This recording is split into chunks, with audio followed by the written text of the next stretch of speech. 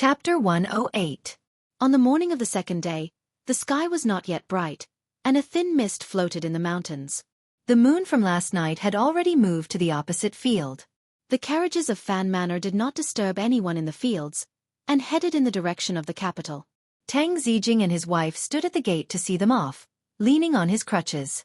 Next to them, his daughter was rubbing her eyes, as if she had not woken up yet. The carriages arrived at the gates of the capital, but today was different from the day they had arrived. The markings on the carriages of Fan Manor were very eye-catching. The guards of the city patrol, who had just opened the gates, inspected them, and let the carriages into the city. After all, the previous commander of the city patrol, Zhao Ziheng, had been stripped of his position because of the assassination attempt on the eldest son of the Fan family.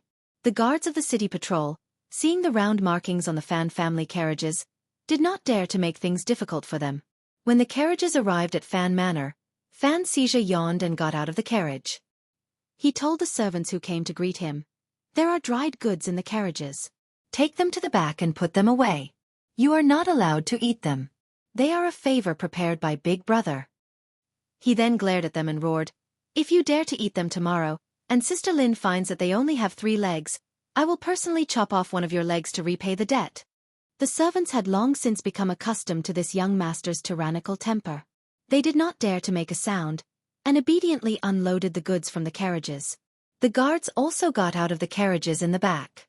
Wang Qinian walked to the side of the carriage, quietly waiting for Fan Xian to come down. Unexpectedly, after a long time, there was no movement from the carriage. He opened the curtain and was shocked to see that there was no one inside. Fan Xian and Fan Ruoruo had disappeared. He hurriedly ran behind Fan Xija and asked, "Young master, may I ask where Master Fan is?" Fan Xija looked back at him and lectured, "Look at how nervous you are. My brother and sister got off the carriage on the way here. They probably went on an outing, and they don't like to see you following them." Wang Qinian was scared out of his wits.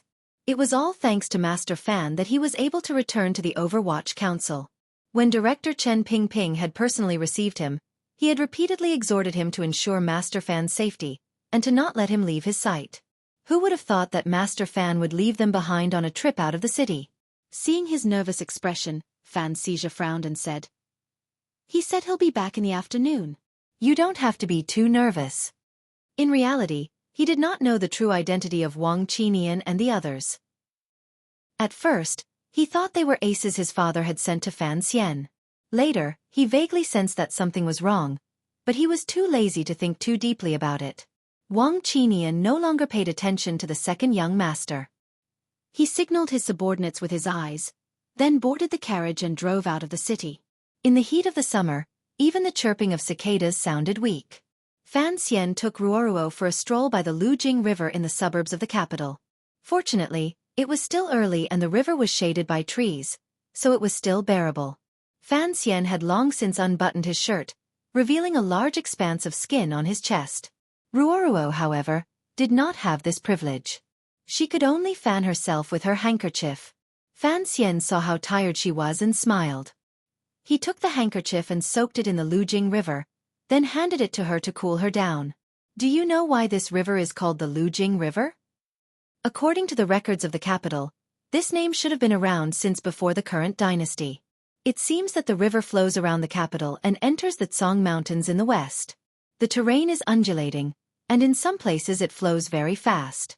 In other places it is very quiet, like a mirror, or like a still crystal. That is why it is called the Lujing River. Fan Xian nodded.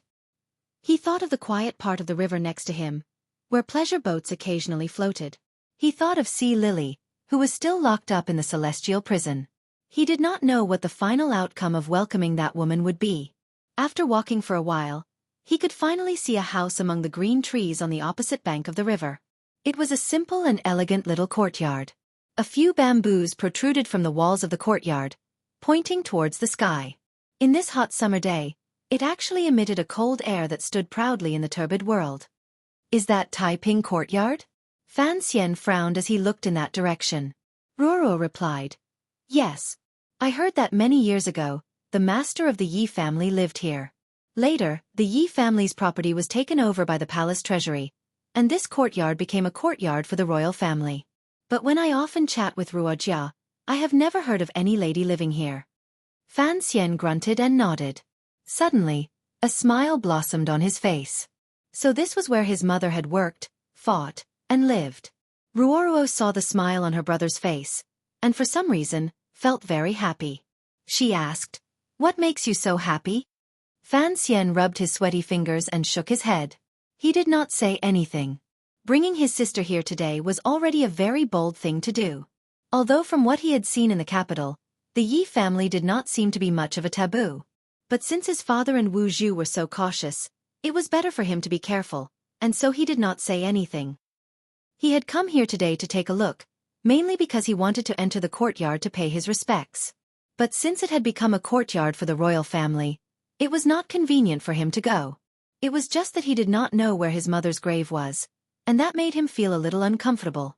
After coming to this world, he had never seen the woman who had given birth to him. But for some reason, he had thought of her as his mother. Perhaps it was because in his previous life, his parents had died early and left nothing behind, so he did not have time to grow attached to his mother. But after coming to the kingdom of Qing, whether it was his escape at the beginning of his rebirth, everything in Danzhou, or the many miraculous encounters after coming to the capital, all of it seemed to reveal the power, and determination that the woman had once possessed. It reminded him that his mother was that woman named Yi Qingmei. Yi Qingmei looked down on all the men in the world. Fan Xian had even wondered if his mother had not died at all. Perhaps she was hiding in a corner far away, wearing a gentle yet cold smile, silently watching his every move in this world, every struggle and every escape. But Count Sinon coldly interrupted all these fantasies. He said that his mother's grave was in a very secluded place in the capital, and that when the time was right, he would naturally go and pay his respects. Fan Xian sighed, knelt down, and kowtowed in the direction of the small courtyard on the other side of the river. Fan Ruoruo was slightly startled, not understanding what her brother meant. But as intelligent as she was, she immediately guessed something.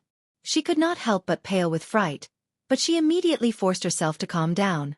She knelt down with Fan Xian and bowed in the direction of the other side of the river. With the cover of the trees, even if there were people on the other side, it would be difficult to see them. A pair of snow-white lovers were kneeling on the ground, bowing in the direction of the river. It was a very interesting scene. Fan Xian was a little surprised. He took her little hand and stood up. "Why are you kneeling with me?" Ruoruo forced a smile. "What should I call you? Auntie?" Fan Xian chuckled. "I knew you would be able to guess. I didn't want to hide it from you when I brought you here today. There are some things that only I know, and I can't tell anyone. It's a depressing thing." Fan Ruoruo sighed. "No wonder you lived in Danzhou when you were young." Fan Xian said, "I only know that my mother is the one from the Yi family.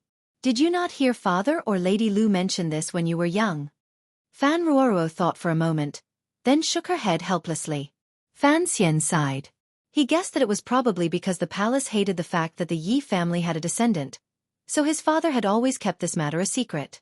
But given the power of the court, if Count Sinon had been involved with the mistress of the Yi family, how could this relationship have escaped the attention of the palace? Unless the Overwatch Council had kept it a secret for his father. But no matter how much Chen Pingping respected his mother, and wanted to save his own life, he should not have been able to keep this matter a secret. All sorts of questions welled up in his mind, making him unusually angry. He was a motherless child, so be it. But now he was beginning to doubt the other half of him. This kind of psychological trend was quite unpleasant. The brother and sister did not dare to get too close to the courtyard. They walked through the forest and onto the official road, following it in the direction of the capital.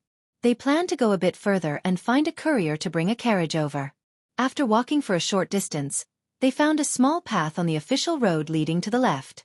Every step along the path, there was a blue stone hidden in the grass. It was covered in moss, making it extremely difficult to see. It looked rather unique, and seemed to be rarely used. Fan Xian's eyesight was excellent. He could see a small wooden bridge at the end of the path, presumably leading to Taiping Courtyard. He couldn't help but sigh in his heart. He forced his gaze to look away and smiled. "The handkerchief is already dry. Is it too hot?" Fan Ruoruo always seemed to have an indissoluble coldness between her brows, but she did not feel this way in front of Fan Xian. Now, beads of sweat seeped out from the fine hair on her forehead, slowly dripping onto her slightly red cheeks. It added a bit of color, but it made Fan Xian slightly surprised. She softly replied that she was fine, and continued to walk forward with her brother. After walking for a short while, they came to a tea shop. The shop was made entirely of green bamboo, and it was very cool and refreshing. Fan Xian was delighted to see it. He took his sister's hand and rushed in, yelling, "2 cups of tea." What answered him was a thick silence. There were not many people in the tea shop. A middle-aged man stood at the innermost table. Hearing Fan Xian's voice, he slowly turned his head. His eyes were sunken, and his nose was like an eagle's hook. Although he was full of malice, today he was forcefully restraining it. The middle-aged man looked at Fan Xian with an unfriendly expression, as if he was looking at a little white rabbit. Fan Xian was shocked. He recognized the man as the leader of the guards, Gong Dian, who had exchanged blows with him outside the Qing temple and caused him to vomit blood. Wang Qinian had been kicked out of the Overwatch Council because he had been working hard to catch Fan Xian. Chapter 109. Gong Dian was the deputy commander of the Imperial Guard, a close official of the Emperor, and a member of the Imperial Guard. He was Yi Zhong's junior, a disciple of the Yi family, the #1 martial family in the Kingdom of Qing. He was a rare upper 8th level ace, and in terms of fighting ability, he was much more powerful than Cheng Jushu, whom Fan Xian had killed in the chaos. Fan Xian had killed Cheng Jushu with 1 strike because he had underestimated him, and he had ambushed him with a precious weapon. If the two of them had really fought, Fan Xian's chances of dying would have been much higher. Facing Gong Dian, Fan Xian could not think of any good ideas. Not to mention that he could not beat him, even if he could. Would he dare oppose the palace? A drop of sweat dripped from Fan Xian's forehead. In his heart he kept shouting, "Wu Zhu messed me up. Wu Zhu messed me up." If Wu Zhu had not knocked out the guards, Fan Xian would not have been able to enter the Temple of Qing, and so many things would not have happened. But for Fan Xian, this was the cause of the crisis. Of course, Fan Xian could not really blame his uncle. He was just using this kind of crazed shouting to relax his mind. Gong Dian smiled and took a step forward. His deep voice rang out. "Young man, what a coincidence today."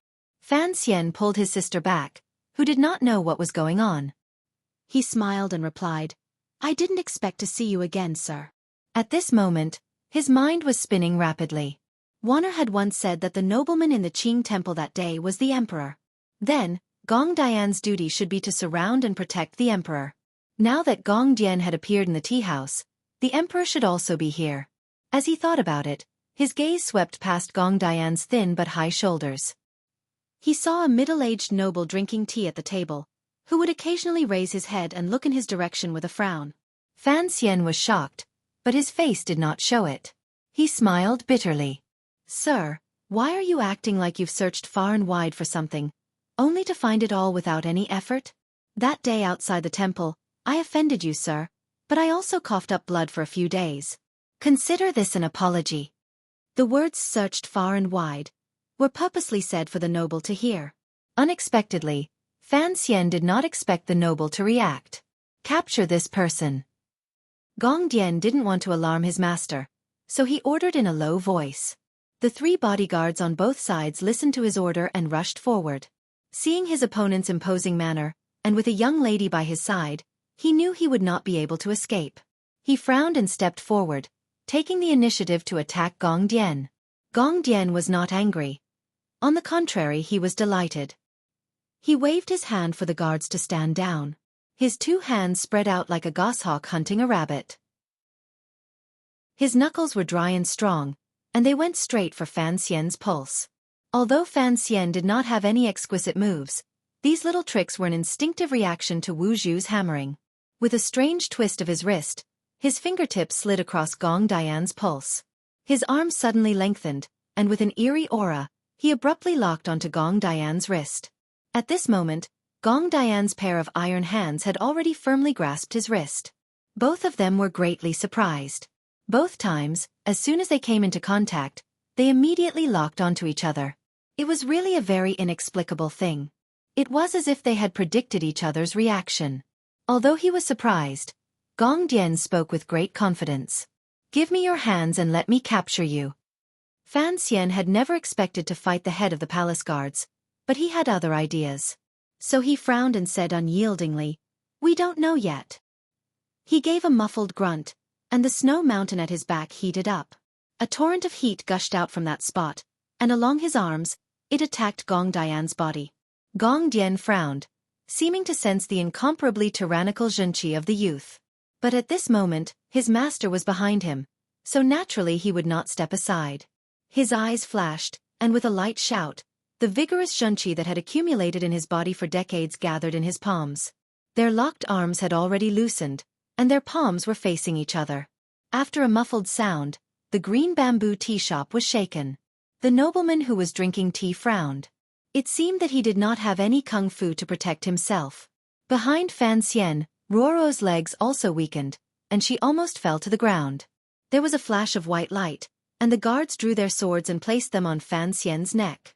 At this moment, Fan Xian's arms were sore, and he had no strength to resist, nor did he think about resisting. Gong Dian coughed and put his hands behind his back. When he looked at Fan Xian again, there was something strange in his eyes. He said quietly, "Young man, I haven't seen you in a few months. You've improved again." A trickle of blood flowed from the corner of Fan Xian's mouth. This trickle of blood made Gong Dian think of the person in the gloomy room across from the temple of Qing. He couldn't help but feel a chill in his heart. He wasn't sure if he had done the right thing today. This time, it was clear that Fan Xian had lost, but Gong Dian was not as relaxed as he appeared. Aside from the nobleman, no one noticed that his hands, which were behind his back, were trembling. The strange and tyrannical Xueqi that Fan Xian had used to invade his body remained in his meridians, scraping them like little knives. After a while, it gradually calmed down. Able to use both the pen and the sword. It seems that there have been many such young talents in the world recently. The nobleman looked at Fan Xian, whose face did not change at all, with a smile of admiration on his face. Gong Dian knew that his master cherished talent, and was afraid that he would ask him to release Fan Xian like last time. He quickly walked to the side of the tea table and, in a low voice, explained why he wanted to capture Fan Xian. The nobleman furrowed his brows and then gradually relaxed. His eyes, which were like deep pools, gradually brightened. He looked at Fan Xian and narrowed his eyes slightly. In a quiet voice he said, "So, it is the young man from that day." He continued quietly, "Gong Dian, the ace you spoke of could easily capture and kill you. Did you tell anyone about this?" Gong Dian was ashamed. "It was only a secret investigation. There were no results, so I did not report it. Please, forgive me, master." The nobleman said coldly, "I am excused. But this matter is not to be brought up again, or your entire family will be executed." Gong Dian's heart trembled, and he cupped his hands in acknowledgement. The two of them spoke very quietly. Even Fan Xian, with his extraordinary hearing, could only faintly hear a few words. He didn't know what they were talking about. "Leave us. I want to speak with this young man," the nobleman ordered coldly. Gong Dian was startled. Although the master held the world in his hands, he was powerless. How could he allow him to be alone with this young man? The nobleman seemed to have guessed what he was thinking. He muttered to himself, "Gong Dian, stay. The rest of you may leave." "Yes, master." Although the guards didn't understand, they didn't dare to say anything else. They quickly left the tea house. Fan Xian's neck was free, and he twisted it comfortably. Ruoro ran up to him and took his hand. Thinking of the danger he had just been in, she was so anxious that she almost cried. "Functionary Fan Xian, you have been disrespectful in front of the emperor. Do you know your crime?" "I do not know what crime I have committed." The conversation Fan Xian had imagined didn't happen. The nobleman just sat at the table and looked at him with interest.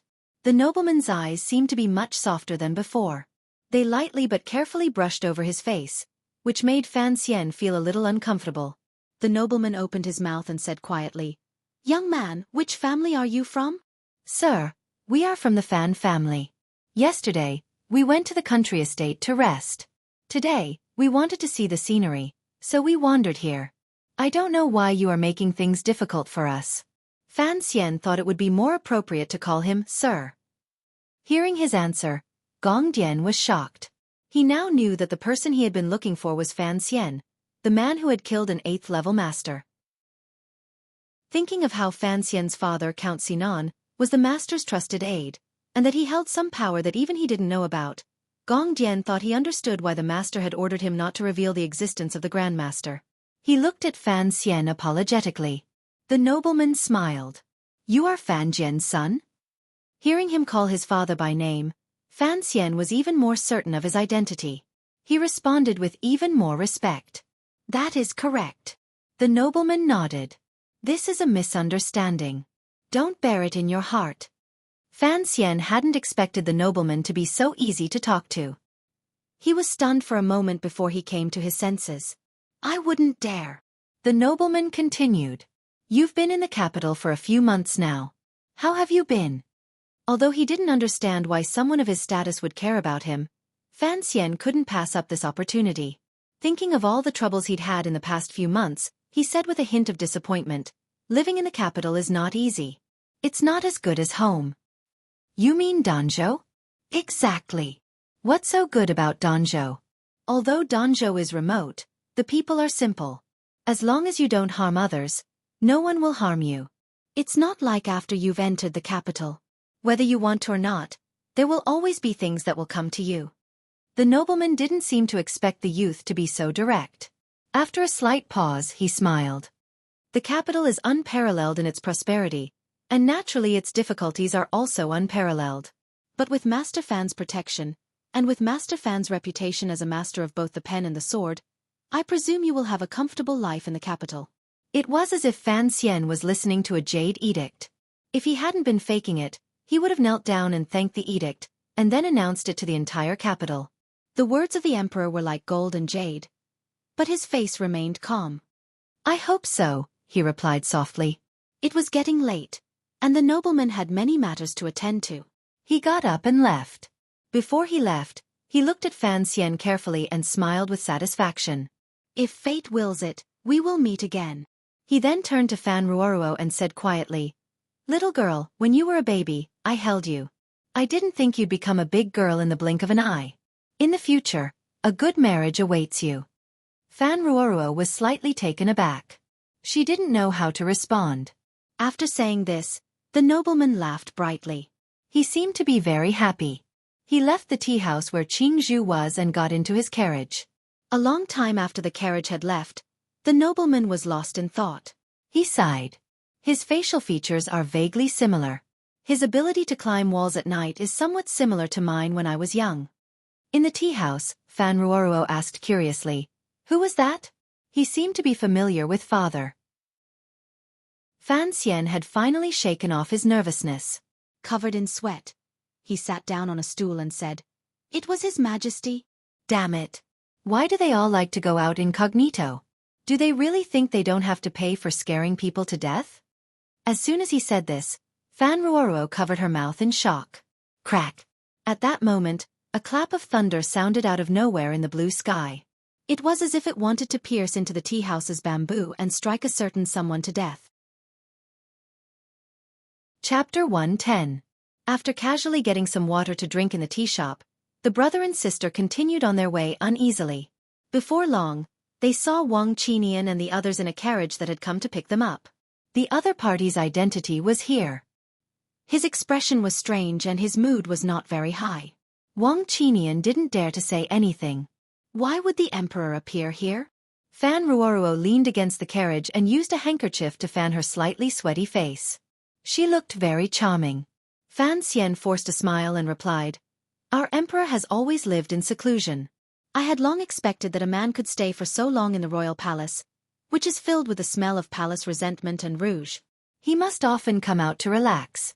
Walking to the Lujing riverside is a very natural thing. It was just that it was a bit fun earlier. I always thought that Sir Gongdian would call him Master Huang." Fan Ruoruo giggled and said, "How can everything be like the stories you tell? If it was really like that, you should have opened a storytelling shop a long time ago." Speaking of storytelling shops, Fan Xian immediately thought of the tofu shop. Furrowing his brows, he asked, "Ruoruo, what are you planning to do in the future?" Fan Ruoruo's expression darkened. In these days, after a woman married, it was to accompany her husband and children, do embroidery, and take care of the backyard. Given Ruoro's knowledge and ability, she would probably be unwilling to spend her life like this. However, she couldn't make more plans at the moment, so she could only temporarily leave it as it was. After entering the capital, the carriage went straight to the 28-li slope. The 28-li slope was not a large slope. It was just a famous name in the south of the capital. It was said that hundreds of years ago, when Jingdo was far from being as vast as it was now, the 28-li slope was the last part of the slope before entering the capital. It was a full 28 li from the last relay station on the official road in the southwest. Every time the carriage came here and traveled the last 28 li, the horses and people were tired. They were particularly tired. The last part of the slope looked even taller than Dong Mountain by the seaside. The 28 li slope's name came from this. 28 li hill had long since been absorbed into the city walls and turned into a street. Only its name remained, and Qingyu Hall was located here. The carriage stopped some distance away. Fan Xian and his sister alighted and walked along the street. Along the way, they saw a neat row of small storefronts, all made of the cheap wood from Lingnan. They were painted with varnish, and the wood spots were clear. If you glanced at them, you would feel as if countless one-eyed monsters were staring at you. Fan Xian was startled and asked curiously, "Why do they all use this?" This method of cooking was common in small restaurants in his previous life. It tasted like fresh wood, cheap and refreshing. Wang Qinian shook his head. He was not cut out for business. "This is Qingyu Hall," Fan Roro explained. "Every door is where a shopkeeper teaches disciples. There are 17 shopkeepers, so there are 17 rooms." Fan Xian counted and found that there were more than 20 such small rooms on the side of the street. He asked his sister why, and Ruoro said unhappily, "After all these years, there are bound to be some shopkeepers who are getting old and starting to retire, or who have died of illness." The group of people chatted as they walked to the front. It was a very beautiful house with a large courtyard. Looking at the overhanging eaves of the courtyard walls, it must have been divided into many courtyards. Fan Xian's heart skipped a beat. It felt somewhat familiar, and after thinking about it, he remembered that this was similar to the Taiping manor he had seen on the banks of the Lujing River. The place where these shopkeepers lived was a little strange. The words, Qingyu Hall, were not written on the door. At that moment, a Fan Manor guard came forward to hand over a name card.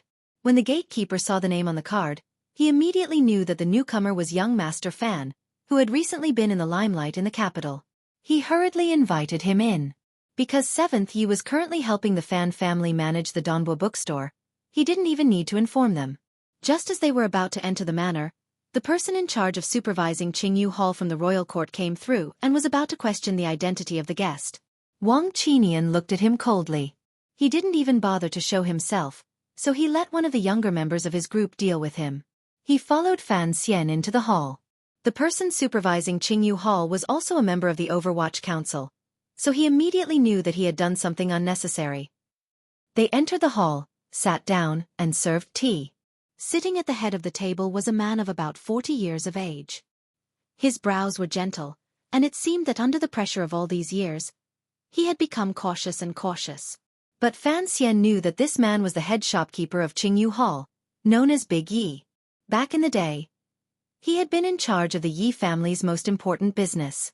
He couldn't have looked as boring and useless as he was now. He couldn't help but smile. "I've always thought you were old and virtuous, but now I know you're so young." Big Yi had no idea why young Master Fan had come to Qingyu Hall today. Although more than 10 years had passed, and the Yi family was no longer a taboo, he had been under house arrest in the capital for more than 10 years. His temperament was no longer as lively and bold as it used to be. His body was hunched, and his spirit had faded. He smiled bitterly. "I've long been an old man. Young Master Fan, you're always funny." Fan Xian chuckled. "Let's get straight to the point. The first reason I'm here today is that the Donbo bookstore's business is excellent. I want to thank 7th Yi, and I want to see what Qingyu Hall looks like." Big Yi smiled. "Young Master Fan, you've paid for the people of our hall to do things. Naturally, we should let you earn some money. If we were to lose money doing business, I'm afraid Qingyu Hall would have fallen long ago in the capital." When it came to earning money, Big Ye's countenance naturally revealed a sense of self-confidence, and his whole body glowed with brilliance. Fan Xian secretly praised him, thinking that this was how someone who had been taught by his mother should be. He cupped his hands in greeting and said politely, "Actually, I've come today to trouble you with something, Big Yi." Big Ye's heart skipped a beat. If it was just for business, Fan Xian's distinguished status would not have brought him here personally. Could it be that he was thinking of something? Big Yi had to think of the lives of the Qingyu Hall's shopkeepers, waiters, and relatives.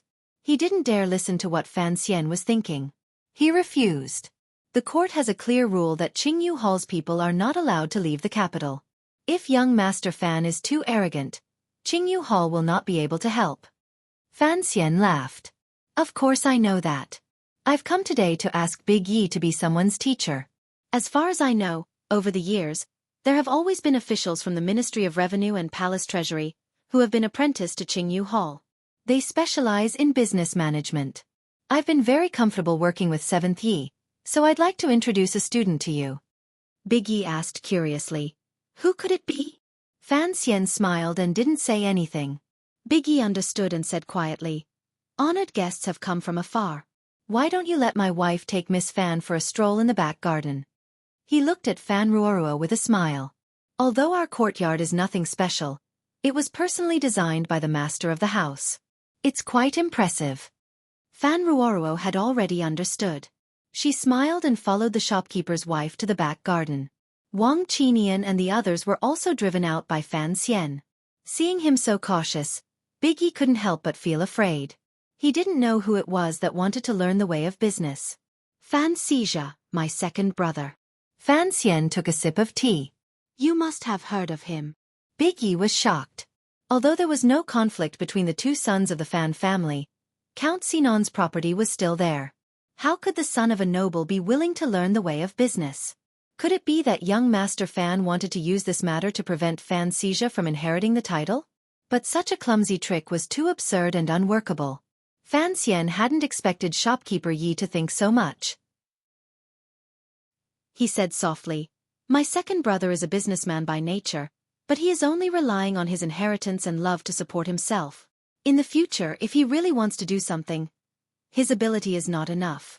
So I hope he can have the honor of becoming a disciple of head shopkeeper. Big Yi quickly shook his head. As cautious as he was, he didn't dare get involved in such matters. He said, Assistant Minister Fan is in charge of all the money and grain in the world. This business is bigger than anyone else's. How could a mere Qingyu Hall dare to teach young Master Fan? Fan Xian was a little disappointed, but he wasn't in a hurry. According to his plan, Big Yi wouldn't be able to escape being his teacher. He sat quietly in his chair, slowly moving the Xueqi in the snowy mountain. He opened his 4 meridians, closed his eyes, and muttered to himself for a while. After confirming that his sensitive ears couldn't hear anyone eavesdropping, he lowered his voice and said, There's one more thing. I don't know if Big Yi dares to listen. If you do, I'll tell you. Seeing him so secretive, Big Yi smiled helplessly. He knew that even if he didn't listen, Fan Xian would tell him anyway. As expected, Fan Xian smiled and said, I am now the functionary of Taichung Temple. Seeing him say this without a head or tail, Big Yi was a little puzzled, but he still respectfully congratulated him. He knew that this young man in front of him was about to marry a noble from the palace. Unexpectedly, Fan Xian immediately said, My fiancée is the young lady of the Lin family. He knew that although Big Yi had been sitting in the capital for 15 years, many years ago, he must have had many channels to learn of certain secrets. As expected, Big Yi's expression changed dramatically. He stared at Fan Xian's eyes and said coldly, What is young Master Fan trying to say? Fan Xian lightly replied, In at most 2 years, I will be able to take control of the palace treasury. But I know that my ability is insufficient. Father's Ministry of Revenue, after all, is the wealth of the nation, and I want to manage the wealth of the palace, so they can't give me much help. And I. He looked back at Big Ye's emotionless eyes and said, Need help, need your help. Chapter 111. The hall suddenly became quiet. For a long time, neither of them spoke. Shopkeeper Yi was shocked. The palace treasury? He had personally taken care of that place. Everything that the lady had left behind. How many years had it been since he had gotten close to it? But how could the court allow people like him to get close to that property again? As if guessing what he was thinking, Fan Xian smiled. I have read the edict summoning you to the capital. You are not allowed to invest in the business, but no one has said that you are not allowed to take over the Yi family. The temptation was too great. For the shopkeepers of Qingyu Hall, managing the properties of the manors and controlling the copper mines and salt fields was not enough for them to show their true abilities. And the palace treasury? In the eyes of the shopkeepers of Qingyu Hall, it was their property to take care of. Just look at what the eldest princess had done to the property left behind by the lady. Every time they thought of this, these professional managers felt their teeth itch with hatred. Master Fan's invitation represented the opinion of Fan Manor, and Fan Manor had a special relationship with His Majesty. Could it be that His Majesty had finally thought it through? Fan Xian stood up and smiled. This is only a suggestion. There is still a long time. You can take your time to think about it, shopkeeper. Having said that, there was nothing more to say. After Fan Ruoruo returned from her boring stroll, the people of Fan Manor took their leave. Shopkeeper Yi respectfully saw them out the door and watched them get into the carriage. Only then did he wipe the cold sweat from his forehead. Fan Xian suddenly poked his head out of the carriage. His beautiful face was as bright as the sun. He called out loudly, "Shopkeeper, if you have really thought it through, remember to call someone to the manor. I will bring my second brother and some cured meat to pay respects to you." Shopkeeper Yi heard him call out, thinking that Fan Xian was going to talk about taking care of the troublesome property in front of everyone. He was startled, but when he heard that it was about that matter, he calmed down. He knew that Fan Xian was reminding him that if he was willing to accept the conditions, he would have to become Fan Xian's teacher. But Shopkeeper Yi didn't understand. Why did he have to bring cured meat to become a teacher? He frowned. It seemed that many years ago, it was either 9th Yi or 23rd Yi who had mentioned cured meat. Why did 9th Yi and 23rd Yi bring it up? He slapped his forehead and returned to Qingyu Hall, somewhat sorrowful that his memory had indeed deteriorated. On the carriage back to the manor, Fan Xian was also a bit tired. He had never been a person who liked to scheme. However, for himself, for the Fan family, and for many people, he had to do something. In his plan, the original Yi family's business would be slowly taken over by his second brother. After all, his talent in business was not as good as that kid's. As for the rest, he would take his time. Only now did he understand what teacher Fei Jie had told him in Danzhou. The matters of your family are far more complicated than you can imagine. It involves not only your own survival, but also the lives of many others, so you must be careful. In the years before you grow up, you have to learn how to protect yourself. Only then will you have the ability to protect others in the future. In the future, who will I protect? Fan Xian was puzzled. Fei Jie smiled and pointed at his own nose. For example, people like me, who are already inseparable from you. So Fan Xian had to do something to protect people like Ruoruo, Wan'er, and the Fan family, who were already inseparable from him. At the same time, he wanted his mother's old subordinates in Qingyu Hall to live a little happier. Of course, at this moment, he still did not think that there would come a day when teacher Fei Jie or those old monsters like Chen Pingping would need his protection. Master Fan's visit to Qingyu Hall was a big deal, at least for the many people in Qingyu Hall with the surname Yi. Business was, after all, the end of the road. Although these shopkeepers had earned who knew how much money for the prince's manor and the officials' families, they still could not show their faces in public. So very few people of status would personally visit Qingyu Hall. In the secret meeting in the back garden, when shopkeeper Yi revealed the purpose of Master Fan's visit, the people sitting around the round table turned pale with fright. Some of them began to recall the glory of the past, while others paled at the ruthlessness of the palace. There is no need to think too much about it. Since Master Fan dared to make this suggestion, he will certainly find a way to persuade the palace. Shopkeeper Yi looked at the other council members and frowned. It depends on what everyone thinks. There are 5 of us, and according to the old rules, everyone has 1 vote, and I have 2. However, Old Six is currently doing business with Fan Manor, so I asked him to give us some advice. The other shopkeepers turned their gazes to the 7th Yi of Donbo bookstore. He lowered his head in thought, then said, "The relationship between Master Fan and Master Fan is much better than we imagined. Master Fan may seem indifferent, but in reality he is extremely ambitious. Everyone knows that he has made a name for himself in the capital. From what I see in his daily actions, it seems as if he doesn't care about Count Sinan's estate. Furthermore, The people he associates with are all powerful people like Crown Prince Jing. Shopkeeper Yi nodded. It is still early, but we must prepare early.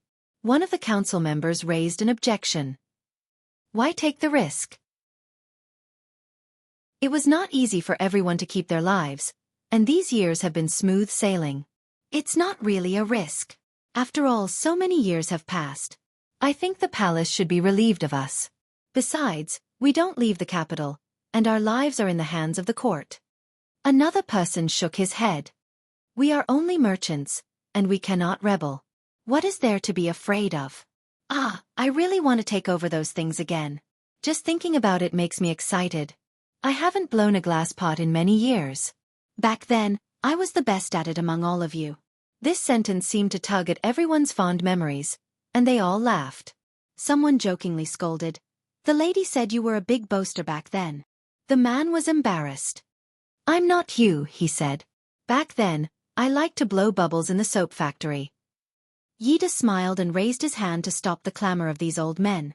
Do you have any other opinions? He asked.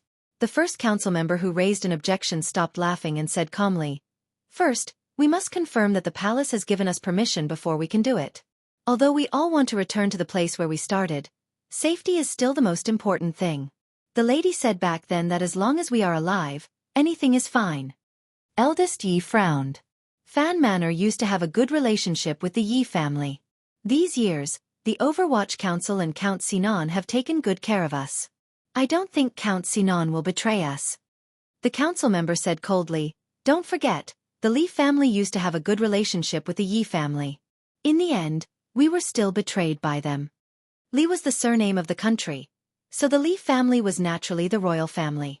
As soon as this was brought up, the secret room in the back garden of Qingyu Hall fell silent. The faces of the people around the round table showed uneasy expressions. Summoning the old members of the Yi family had always been a risky matter, so Fan Xian was only going to make the first move.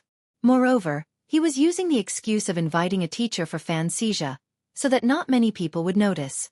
After all, he didn't know how long it would be before he actually took over the palace treasury. Before he took over, he had to first prove that he had the ability to do so, and before that, he had to meet the emperor's definition. The emperor's definition of accepting a member of the palace treasury was simple. Whoever married Lin Wander would have the palace treasury. Although he didn't know why his uncle loved his fiancée so much, since Fan Xian had chosen to accept this marriage, he naturally chose to accept this challenge. Before the wedding, he first had to face another kind of challenge. The functionary of Taichung Temple had always been a nominal position, similar to an honorary title in a certain world. It was used to give the future son-in-law a more elegant position. Although it was only an 8th-level official, it was noble enough. At first, the custom of the Kingdom of Qing was to make a 6th-level official of the Tunguen school. But later, it was discovered that many son-in-law couldn't even memorize a poem, so the custom was changed to a functionary. In the previous dynasty, the functionary was known as a functionary, and was in charge of the rhythm of the ancestral temple. The royal family always thought that the son-in-law couldn't compose poems, and that they could only hum a few tunes, so it was decided. Although it was a nominal position, he still had to report to Taichung Temple. So early that morning, Fan Xian sat in his family's carriage with a worried face and hurried to Taichung Temple. At the temple gate, a 4th-level official of Taichung Temple was already there to greet him. Fan Xian was flattered by this display, and hurriedly went down to greet him. After exchanging pleasantries with his colleagues at Taichung Temple, he entered the yamen and sat in a small room, listening to the official explain what he should do. This official had been personally promoted by the Prime Minister, so it was easy to explain why he was so cordial to Fan Xian. But the official, as well as many officials in the court, still didn't understand why the illegitimate daughter of the Prime Minister was marrying the illegitimate son of the Fan family, and why everything was done according to the rules of the palace. Perhaps His Majesty was too fond of the Lin and Fan families, but in the eyes of many officials, His Majesty was too mischievous. And those who knew the true identity of the young lady of the Lin family wouldn't say anything. Fan Xian thought he was tone-deaf and couldn't avoid making a fool of himself. He didn't know that after sitting there for a whole morning and drinking a bellyful of warm tea, he found that most of his colleagues were the same, only reading the newspaper issued by the palace. His stomach was bloated from drinking too much tea. He sighed, took a newspaper, and entered the latrine. The newspaper was still full of gossip, but now that Chen Pingping had returned to the capital, the palace no longer dared to fabricate stories about the director's first love. Holding up his pants and coming out of the latrine, he unconsciously stuffed the newspaper deep into his underwear. Only then did he come to his senses and laugh. This was a habit he had developed in Donzhou years ago, and all the money he had saved up had been plundered this way. Just as he was about to go back to drinking tea, he suddenly heard a burst of exclamations from the room. Victory! Victory! God bless the Qing kingdom! Fan Xian's heart trembled. He knew that the struggle between the imperial court and northern Qi had ended with the imperial court's victory. After this small-scale battle between the puppet kingdoms, it was likely that more land in the north would be included in the kingdom of Qing's sphere of influence. Chapter 112. Inside the room, the officials were gathered together, reading the court bulletin, which clearly described everything that had happened in the north. Whether in terms of timeliness or richness of information, it was far more attractive than the newspaper published by the palace, especially since it contained news of the kingdom of Qing's victory. Fan Xian smiled wryly as he took out the crumpled newspaper from his bosom. He apologized to the great calligrapher Pan Ling of the Library of Documents, then sat back down at his table and began to drink his tea. The people around him were talking excitedly about the war, and no one noticed his silence. Instead, it was the vice minister who looked at him and smiled, motioning for him to come out. Fan Xian walked out, somewhat uneasy, and arrived at a secluded spot. This was already deep in the courtyard, where there was a stone table and 2 stone chairs. The vice minister motioned for him to sit down, then smiled. Everyone is celebrating, but you sit alone in silence. Why? The vice minister's name was Ran Shaoan. He had once been a distinguished man, and had later married a princess. Since then, he had steadily climbed up the ranks in Taichung Temple. It was somewhat similar to the situation Fan Xian was facing today. Fan Xian wasn't sure whether or not Sir Ran was grieving over something, and so he didn't know how to respond. All he could do was smile faintly. The royal court's victory is a matter of course, so it's not a surprise. Why is it a matter of course? Ran Shao asked curiously. Fan Xian really didn't have much to say about military affairs, so he could only evade. His Majesty is wise, and his soldiers are loyal. Northern Qi has a guilty conscience, so naturally they won. Ran Shaoan smiled at him. I just remembered that the war between the 2 countries has something to do with the assassination attempt, Sir Fan. Fan Xian was startled. He also remembered that one of the excuses the kingdom of Qing used to defend Qi and aid Zhao was that assassins from northern Qi had infiltrated the capital, intending to murder the son of a minister. Thinking of the corpses along the banks of the northern border, and the empty women of the various provinces and prefectures, Fan Xian didn't know why, but he felt a little stifled. He sighed. Soldiers are weapons of murder. Saints have no choice but to use them. He knew that although the kingdom of Qing had been at peace for more than a decade, the martial spirit in its bones had not faded, so he was very careful to hide it. But in front of Ren Shaoqing, he thought it was just a casual chat, so he spoke casually. Ren Shaoqing seemed to appreciate his words and nodded his head. Even so, we have gained a lot of land this time. The kingdom of Qing will have a few more years of peace. It is worth it. Fan Xian was not a pedantic pacifist. He smiled and acknowledged this fact. Ren Shaoqing continued, although all the military achievements will go to His Majesty, the imperial court has been secretly planning for this for 2 months. It can be said that they have racked their brains. Fan Xian immediately sensed something else from these words. He knew that the vice minister was saying that the civil service in the court had also contributed a great deal to the war. After all, Fan Xian had 2 lifetimes of experience. He knew that in the end, fighting a war was a battle of logistics, so he sincerely said, the great officials of the court also deserve great credit. Ran Shaoqing smiled in satisfaction and continued, the Prime Minister and you are about to become father and son-in-law. If you have the time, it would be more appropriate for you to pay a visit to him. Of course. Thank you, Vice Minister, for the reminder. Fan Xian felt a cold sweat trickle down his back. He was about to marry Warner, but he had not yet paid a visit to his future father-in-law. This was somewhat inexcusable. But this was supposed to be an open relationship between the Lin Manor and the Fan Manor. Why would Ren Shaoqing tell him this in private? As expected, Ren Shaoqing said quietly, Teacher hopes that you will go to the Prime Minister's manor alone. He does not want to alarm too many people. Fan Xian accepted the order fearfully. The next day, the court was filled with flattering words. The military received many rewards, and the Fourth Bureau of the Overwatch Council was also rewarded by an imperial edict for their intelligence. But to everyone's surprise, Count Sinan, the Assistant Minister of the Ministry of Revenue, Fan Jian, stepped forward and said that this victory was all thanks to the Prime Minister's racking his brains. He had prioritized the affairs of the state before the affairs of his family. He had smoothed out the logistics and had provided them with sufficient provisions. The officials were in an uproar. They did not understand why their political enemies were so harmonious today. But when they thought about the marriage between the two families, they suddenly understood. What was even more unexpected was that Guai Yu, the Minister of Rights, who had always been on the Prime Minister's side, spoke out against it. Most unexpected of all. Chen Pingping went to court. When His Majesty asked him about it, he sat in his wheelchair and softly said, "The Prime Minister has worked hard."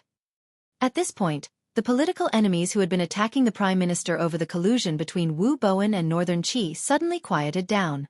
His Majesty had issued an imperial edict to comfort him, and Lin Ruofu had regained his footing. And there was a rumor in the court that the Prime Minister, because of the marriage alliance with the Fan family, had turned to the second prince. The second prince, who had originally had no support in the court, had suddenly become a powerful figure. No one knew that behind all this, the depressed Ren Shaoqing of Taichung Temple and the 8th-level functionary of Taichung Temple were chatting under the courtyard wall. Through Fan Xian, he had sold his father-in-law a favor. This time, he felt a little more secure. Although he was still afraid that the Prime Minister would find out that he had ordered people to kill the second young Master Lin, he did not have to hide like he had for the past 2 months.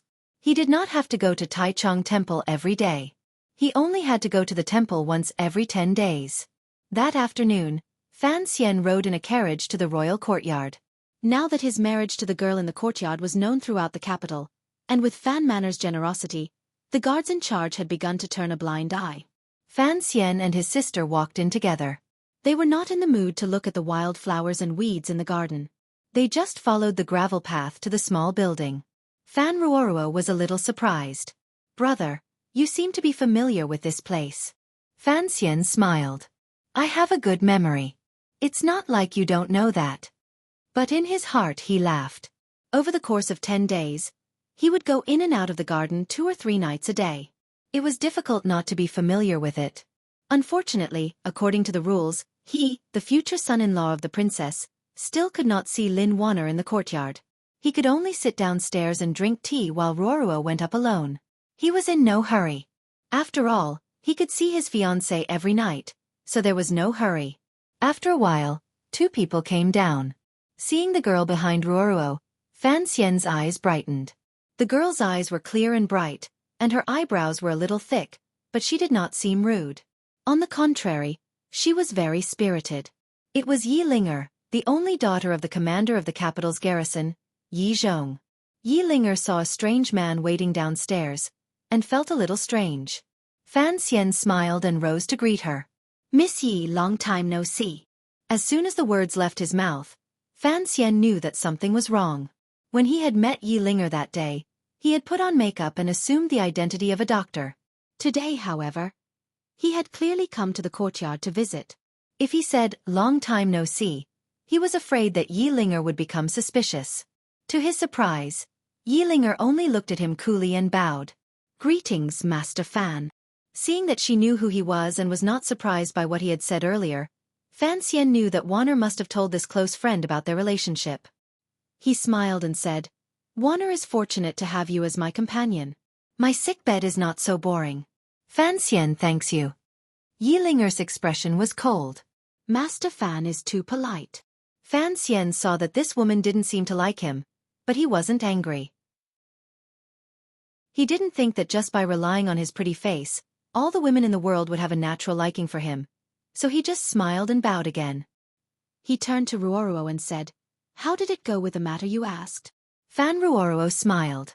"That's what you're worried about," Sister Lin said.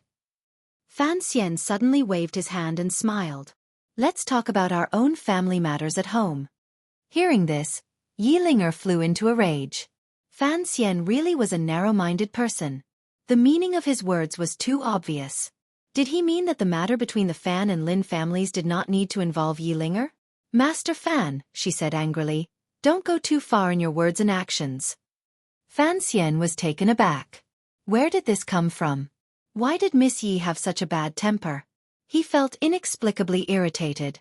Ignoring her, he took his sister by the hand and walked out of the manor.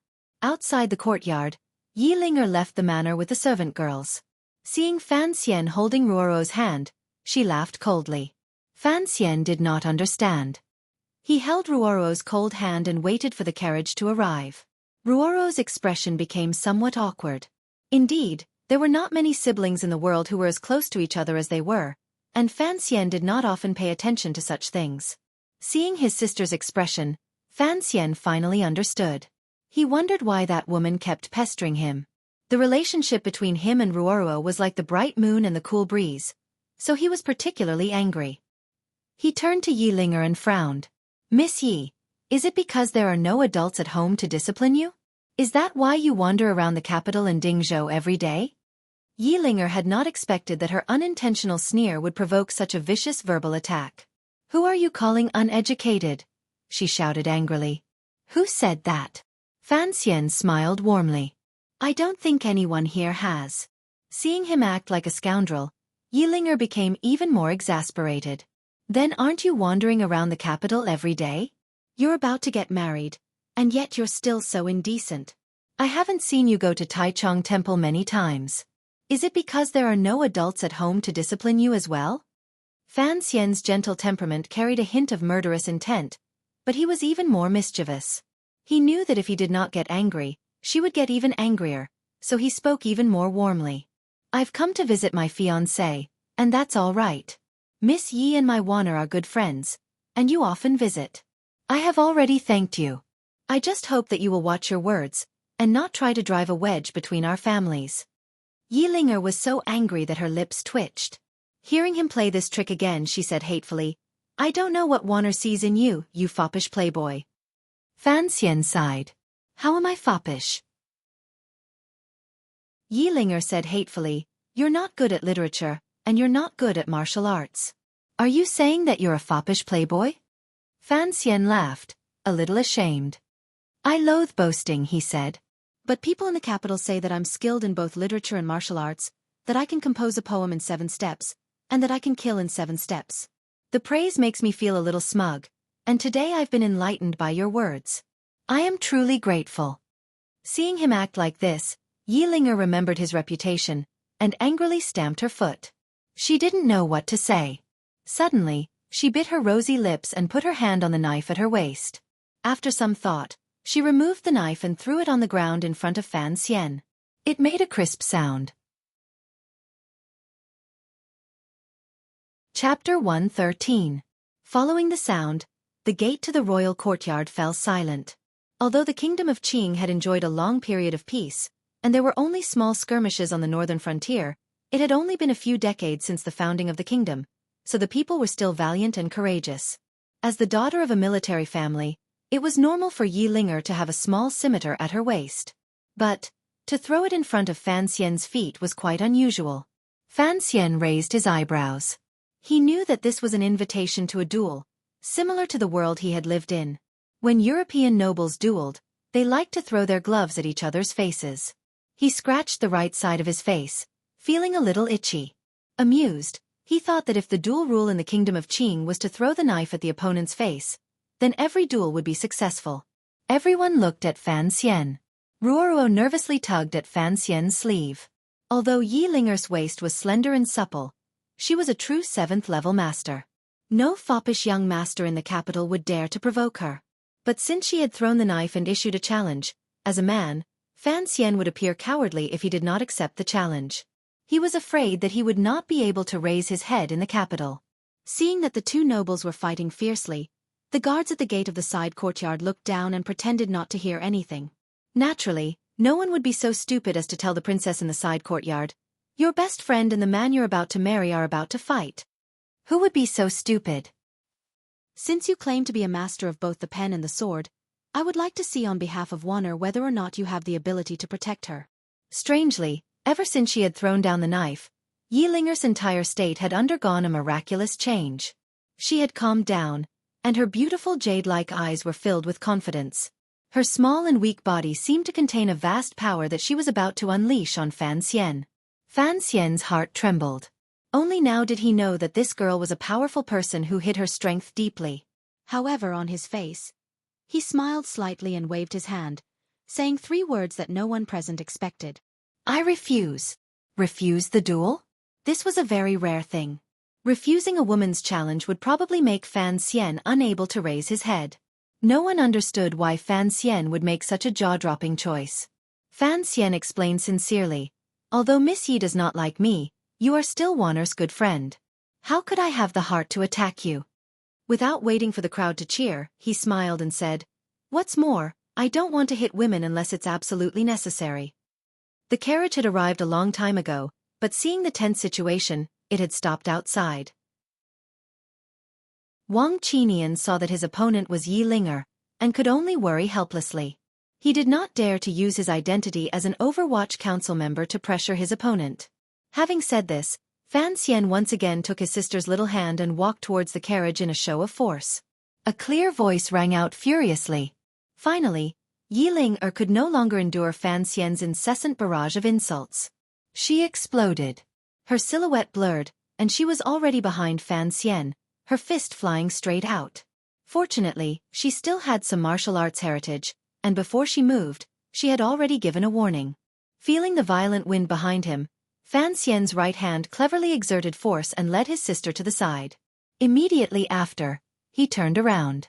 And then he saw a fist heading straight for his face. The fist was small and beautiful, with fair skin. One could even see the faint blue veins on its surface. When it was clenched into a fist, only the thumb was exposed, and it was painted with pink cardamom. To be able to see so many details in such a short amount of time only proved 2 things. First, Fan Xian was a man of many emotions and desires. Second, although Yi Linger's actions were violent and fast, compared to the elusive staff on the cliff in Danzhou, she was still much, much slower. The tip of his foot moved an inch from the ground, and his whole body moved with incredible speed to the left, causing the murderous fist to completely miss, which brushed past his cheek. There was a buzzing sound as the fist missed, but it still caused the wind to tremble, and the hair on Fan Xian's cheek floated up. At this moment, his right hand had already been raised without anyone noticing. His index finger bent slightly, and in the time it takes for a spark to fly off a flint, he flicked Yi Linger's pulse. Even Gong Dian, the deputy commander of the palace guards, could not dodge this move if he was caught off guard, let alone Yi Linger. All he heard was a light grunt, and her tightly clenched fist had already loosened, right next to Fan Xian's cheek. But Fan Xian had no time to be happy. His eyes narrowed, and he strangely took 3 steps back. He stretched out his hand and clapped it 3 times in the air. Pa, pa, pa. 3 crisp sounds rang out next to him. As soon as Yi Linger's fist loosened, her 5 fingers opened up like peach branches in spring. Each finger was like an awe-inspiring branch, aiming for his temple. Fan Xian dodged completely by relying on his reflexes. He struck out 3 times, blocking the 5 streaks of air piercing through the air. The Yi family sans ho. The onlookers cried out in alarm. The great grandmaster Yi Lu Yun of the kingdom of Qing was Yi Linger's great-uncle. No one had expected this young lady to have received Yi Liu Yun's teachings. The cries of surprise did not stop. Fan Xian's face was calm as he rushed forward, and his fist landed squarely on Yi Linger's palm. There was a muffled sound, and whether Yi Linger's fingers were peach branches or something else, they were all broken. The powerful Xueqi in his palm had bluntly broken his opponent's sans ho. Yi Linger floated back half a foot, clutching her wrist in pain. She looked at Fan Xian in shock. She had never imagined that the Xueqi in Fan Xian's body would be so strange. After her palm had touched it, it had invaded her meridians. The pain made her mind scatter, and she immediately lost the will to sans ho. You are no match for me. Fan Xian was still smiling, using words to provoke her. Yi Linger gritted her teeth and charged forward again. This time she was even more ferocious than before. Her 5 fingers formed a knife, and she chopped down horizontally. The palm knife cut through the air with a whistling sound. She was a woman, and her innate Xueqi was not as abundant as that of an adult man. So when Yi Lu Yun had first taught her Sans Ho, he had put some thought into it. When faced with an expert whose Xueqi was stronger than hers, she would use her fingers as a palm, turning the will of the Sancho's withered branches into the power to chop wood. Fan Xian felt a chill in his heart, but his body did not sway under the wind of the palm strikes. His feet were hurried, and he relied on the escaping skills he had learned on the cliffs in Danzhou to dodge each of Yi Linger's vertical palms with great skill. Perhaps it could be said that it was extremely dangerous. The wind from Yi Linger's palms grew fiercer and fiercer, and the spectators felt as if there was a cold wind blowing in all directions. It was as if there were countless knives dancing around Fan Xian, and he vaguely sensed danger. He grunted, and the tyrannical Xueqi filled his body. He stomped heavily on the ground, and forcibly stopped himself from retreating. He exerted strength in his waist and abdomen, and his whole body felt as if someone had punched him from behind. He suddenly shot forward. From retreat to advance, there was no sign of stopping. The wind from the palm strike disappeared, and so did Fan Xian. The next moment, the spectators' mouths dropped open. Fan Xian had disappeared from Yi Linger's bosom. His two hands were like iron pincers around her armpits, and he lifted her terrifying palms and placed them on his shoulders. To be precise, before Yi Linger's two palms struck down, he had used a technique similar to holding her in his arms to grab her vitals. Fan Xian's trick seemed shameless, but in reality, he was trying to find the only way to get close to her in the midst of the wind from the palm strikes. Furthermore, it was only a very small space in the blink of an eye. His speed and eyesight had already reached a terrifying level. Of course, this was all thanks to Wu Zhu's teachings. Yi Linger suddenly realized that Fan Xian was falling toward her like a ghost, and then he was hugging her. She frowned. She knew that for him to be able to get close to her body, he had to have some kind of eyesight technique. She was shocked, but not panicked. Her palms stopped moving, and her whole body rose into the air. Without any warning, she kicked toward Fan Xian's shin. If this kick landed, Fan Xian would probably fall on top of her in pain. However, at this moment, she couldn't care too much. Just then, Fan Xian let go of her hands, letting her unfinished palms strike fall freely. The structure of the human body was strange. If your palms were chopping down, it would be very difficult for your legs to kick up. Fan Xian needed a moment of discomfort from his opponent.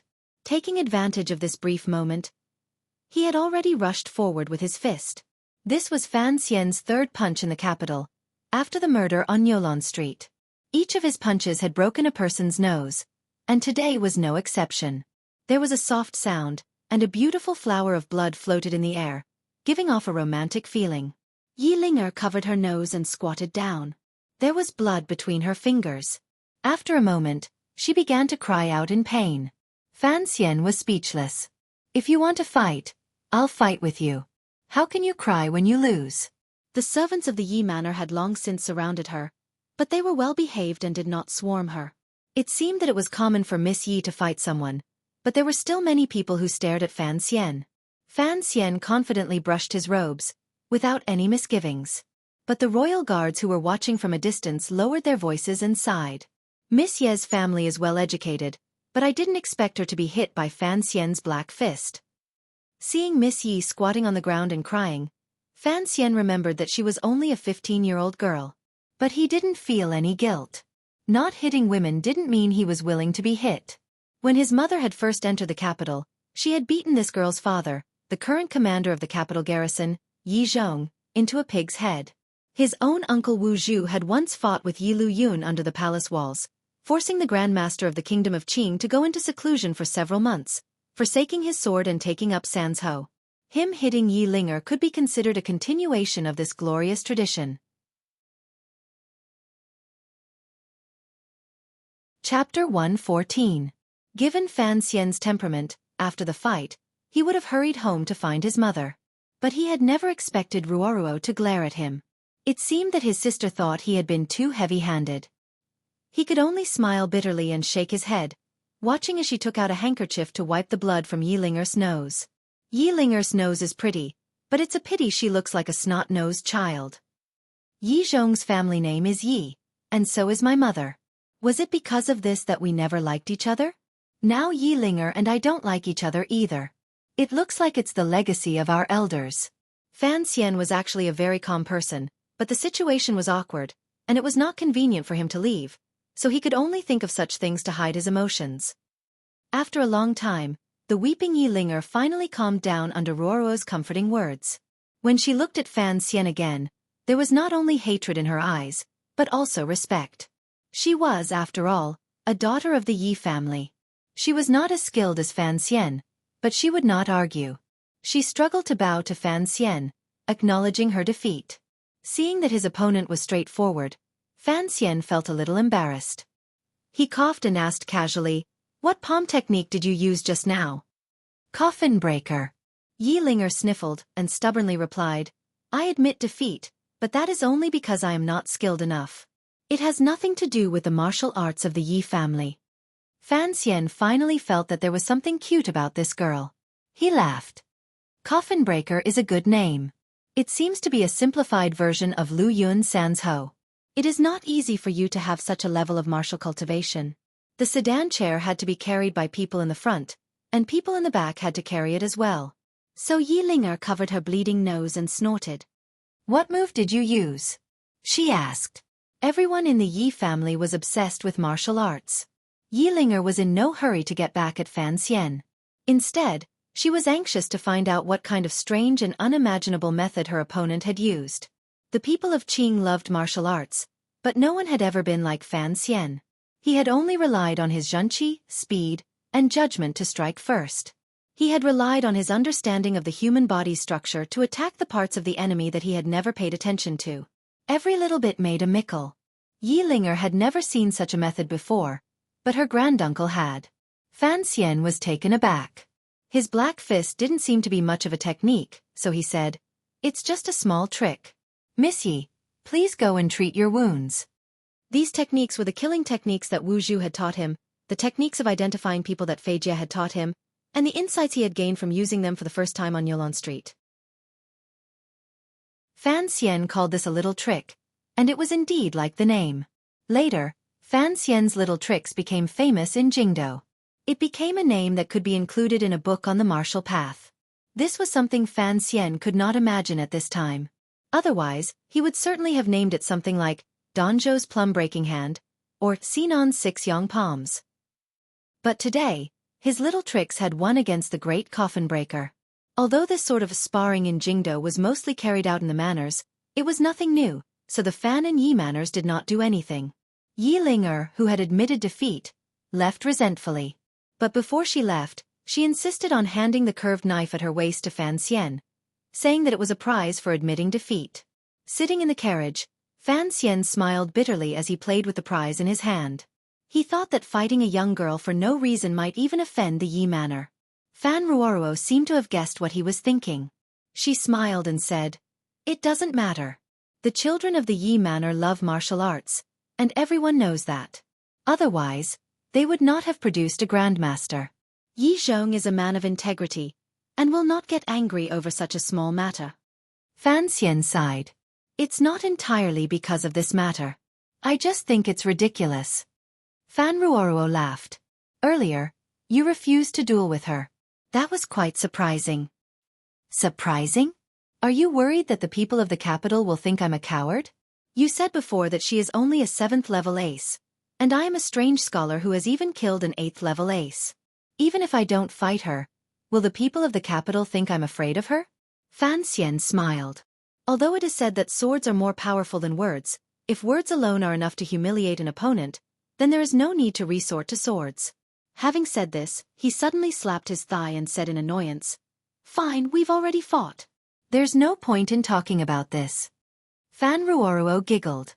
Fan Xian asked curiously, "Why does Miss Yi always dislike me?" "I don't know." Fan Ruoruo thought for a moment, then replied, "She probably thought that it was a very sad thing for sister-in-law to marry you. Later, although this problem didn't exist, we lied to her again. It was equivalent to using her help to let you see sister-in-law. She couldn't take this lying down." Fan Xian smiled bitterly. "I knew it. There are no secrets between friends. The key is Fei's student." Fan Ruoruo continued to explain. "Last time, my brother used this name. Now it seems that many people know that our family has a good relationship with Sir Chan of the Overwatch Council. Perhaps it was because of this that they let the cat out of the bag. Fan Xian's heart trembled. He didn't want others to guess anything from this, did they? But then he thought about how many years ago the Yi family had been in the capital. Based on what he saw in front of him, it seemed that the people of the capital had long forgotten what had happened. Fan Ruoruo handed him a piece of paper. He took it and looked at it carefully, then crumpled it into a ball and threw it out the window. On the paper were a few sentences written by Wan Er. His main purpose in coming to the manor today was to discuss with his fiancée what he should bring up when he was about to visit his father-in-law. Although Lin Wan Er hadn't lived with the Prime Minister since they were young, they were still father and daughter. She knew better than an outsider like Fan Xian. The next day, the sky darkened. Dark clouds hung over the city, slightly reducing the heat of the sun. But it made the capital feel even more like a steamer basket. Fan Xian wiped his sweat and crouched on the edge of Jiazhu Street, carefully picking through the goods on the stall. Jiazhu Street was the distribution center for antiques and playthings in the capital. People who were interested in these things, whenever the weather was good, liked to come to this street to look around. Fan Xian imitated the actions of an expert. One foot on the shoulder of the road, the other on the edge of the stall's vellum. His fingers moved about randomly on the stall. More than an hour had passed, but there was no final result. The stall owner was a little anxious. But seeing that Fan Xian was dressed like a rich man, he couldn't say much. All he could do was smile. "Sir, what goods are you looking for?" "Snuff bottles." Fan Xian opened his mouth helplessly. Wan Er had said that the Prime Minister's favorite hobby was playing with snuff bottles, so he had hoped to find something good today. He hadn't expected that his eyes would be dazzled, and he still hadn't seen anything that caught his eye. "Well, you've found the right place." The stall owner's eyes lit up and he said, "I have blue and white glaze, jadeite, amber, whatever you want. Especially the jadeite." "Very good. Look at this." He picked up a small pot. The color of the pot was green and slightly yellow. "See? It's yellow poplar green. Although it's not very old, the quality and workmanship are excellent." "Do you have emerald?" Fan Xian thought that he had to pick the most expensive one. The stall owner said awkwardly, "Emerald is too precious. It's used to make snuff bottles. That's a standard only available in the palace. Although we don't really need it these days, if you want to find an emerald snuff bottle on Jiazhu Street, it'll be a little difficult." The stall owner was a very good person. He pointed Fan Xian to a large shop on the street, saying that if he wanted to find an emerald snuff bottle, he had to go there. Fan Xian thanked him, put down a piece of silver, and picked up a piece of porcelain, which he wasn't sure was real or fake. Then he got up and left. Wang Qinian watched from the side, and a smile rose on his face. He thought that Fan Xian was very gentle to peddlers and commoners, and most importantly, he was very meticulous. Entering the large shop, Fan Xian was greeted by a gust of wind. When he looked closely, he saw that it was a fan that was constantly moving. Fan Xian was very impressed. He wasn't in a hurry to ask about the snuff bottle. First, he grabbed the stall owner and asked who sold the fan. After asking, he found out that it was a new product that had come out last year. The stall owner had some friendship with the merchant, so he put it in the lobby as a living advertisement. After asking for the merchant's address, Fan Xian began to ask about the snuff bottle. The stall owner looked Fan Xian up and down. From his clothes, he confirmed the value of Fan Xian's wallet. Only then did he go into the back room and carefully take out a box. He placed it on the table and opened it. The box was covered with red brocade, and extremely soft material supported the snuff bottles of all kinds of materials to prevent them from breaking. The stall owner didn't say much. He simply asked, "Do you want the best, or do you want the best?" Fan Xian liked this feeling. He smiled. "Of course the best." Hearing this, the stall owner closed the box and felt around his waist for a long time. Then he took out a light green jade bottle.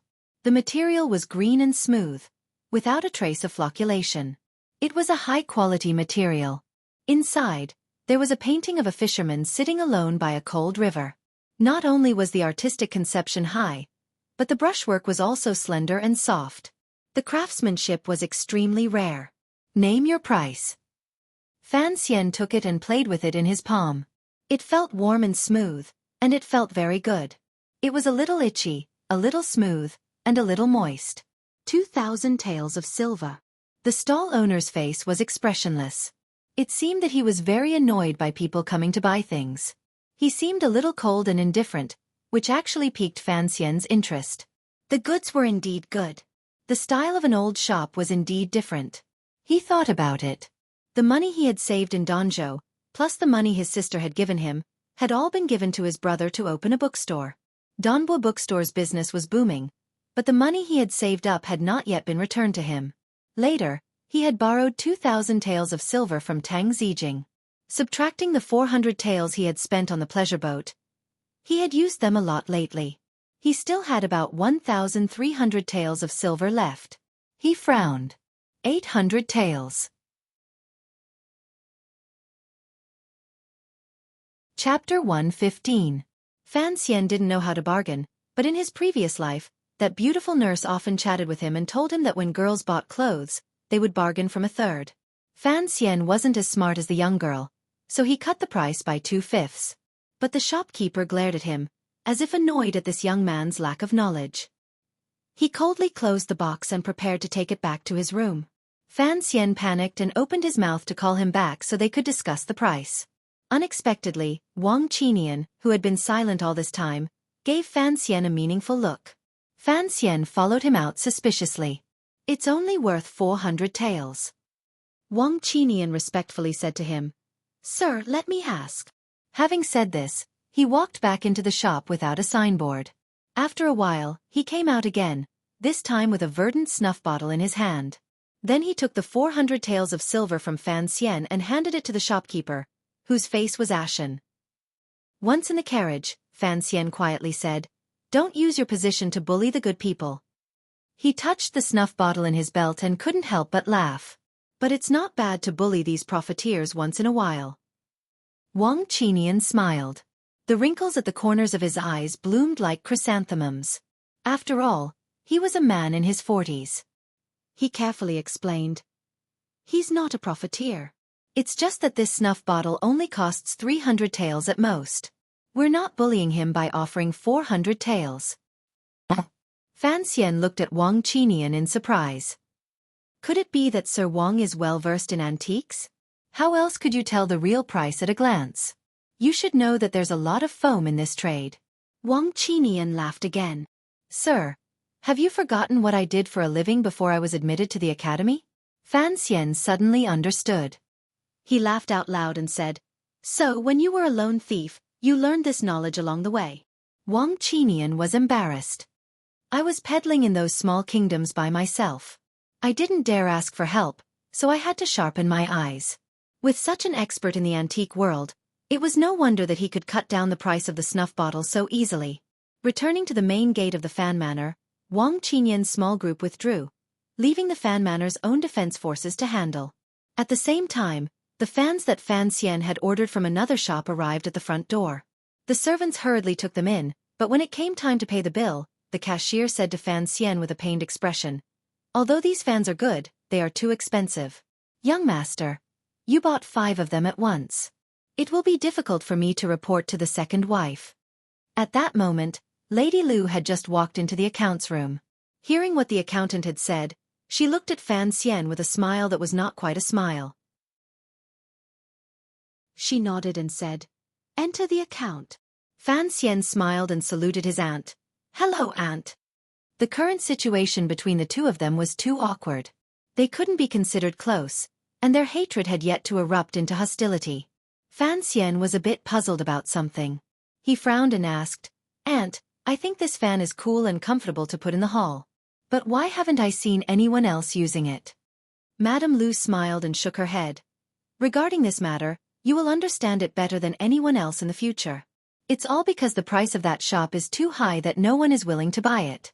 Summer is only a few days away, so even if we dig an ice house, it won't be much more expensive than that fan." Fan Xian was quick-witted, and understood immediately. "This is the palace treasury's business?" Lady Lu nodded. Fan Xian sighed. How could it be so expensive? Any peddler could learn this craft. Why aren't there others selling it? Lady Lu smiled. Although no one says it openly, everyone knows that this is the emperor selling the palace treasury's business. Who would dare to copy it? The Overwatch Council can just give it a name, and it's a crime punishable by imprisonment or exile. Fan Xian shook his head, feeling that something was wrong. Lady Lu asked curiously, "Why did you buy 5 of them all at once?" Fan Xian explained gently, "1 in the flower pavilion, 1 in my father's and aunt's room, and the other 3 are to be given away. 1 to King Jing's manor, 1 to the Prime Minister's manor, and 1 to the Duke's manor." Lady Lu's paternal family was also a large one in the capital. Within 3 generations, there had been a duke, so whenever the duke's manor was mentioned in the Fan manor, it was the Lu family, Lu Heng, the Duke of Hongyi. Lady Lu was a little surprised. She hadn't expected this handsome young man to be so thoughtful, and she hadn't expected him to take the initiative to show her goodwill. For a moment, she didn't know how to respond. She smiled absent-mindedly and left the accounting room. In fact, after seeing Lady Lu, Fan Xian had occasionally thought of returning the relationship between him and Lady Lu. If he wanted Fan Xija to stand firmly by his side in the future, and to avoid the family fights that he disliked, then he had to ensure that Lady Lu wouldn't do anything that would make it impossible for the 2 sides to reconcile. Small favors and small gifts naturally wouldn't have that kind of effect, so he had to take things 1 step at a time. Fan Xian was confident that Lady Lu's heart was divided into 3 parts. 1 belonged to Count Sinan, Fan Jian, and the other to Fan Xija. As long as they could mutually benefit from each other, Lady Lu shouldn't have too many objections. As for the assassination attempt when he was 12, Fan Xian frowned and forced himself to control his emotions. He convinced himself that the Empress and the eldest princess were his true enemies. In the Prime Minister's manner, Lin Ruofu gently stroked the snuff bottle in his hand. "This is polished from the finest emerald," he said softly. "The stopper is very clever. Although it's painted on the inside, and the work is good, it seems a little redundant." Yuan Hongdao listened to the side. He knew that the Prime Minister was referring to something. He smiled. A new son-in-law pays his respects to his father-in-law. It's only right that he bring some gifts. Lin Ruofu smiled and stood up. With one hand, he opened the scroll on the table. It turned out to be a painting of an old man fishing alone by the river. The river flowed without end, and the entire painting was covered in ice and snow. Next to the painting was a poem. 1,000 mountains of birds fly. 10,000 paths of people disappear. An old man with a straw hat on a lonely boat, fishing alone by the cold river. Lin Ruofu softly recited the poem on the painting and sighed. Although the painting is ordinary, and the calligraphy isn't extraordinary, this poem is good. I've always heard that Fan Xian was famous for his poems, and it seems so. But with this poem, do you still think that he only brought the proper meaning between a father-in-law and son-in-law? Yuan Hongdao smiled bitterly. He thought that this young master Fan was really strange. He knew that the old man had just lost his son, and that his heart had not yet calmed down, and yet he had brought such a sad poem and painting. After a moment's thought, his eyes brightened. "Sir, look here." He pointed to a spot in the painting. That spot of white ink was right beside the mountain peak. On the side of the cliff, one could faintly see 2 extremely thin and light ink lines in the snow, swaying and swaying, like a stalk of grass struggling to straighten its back in the snow.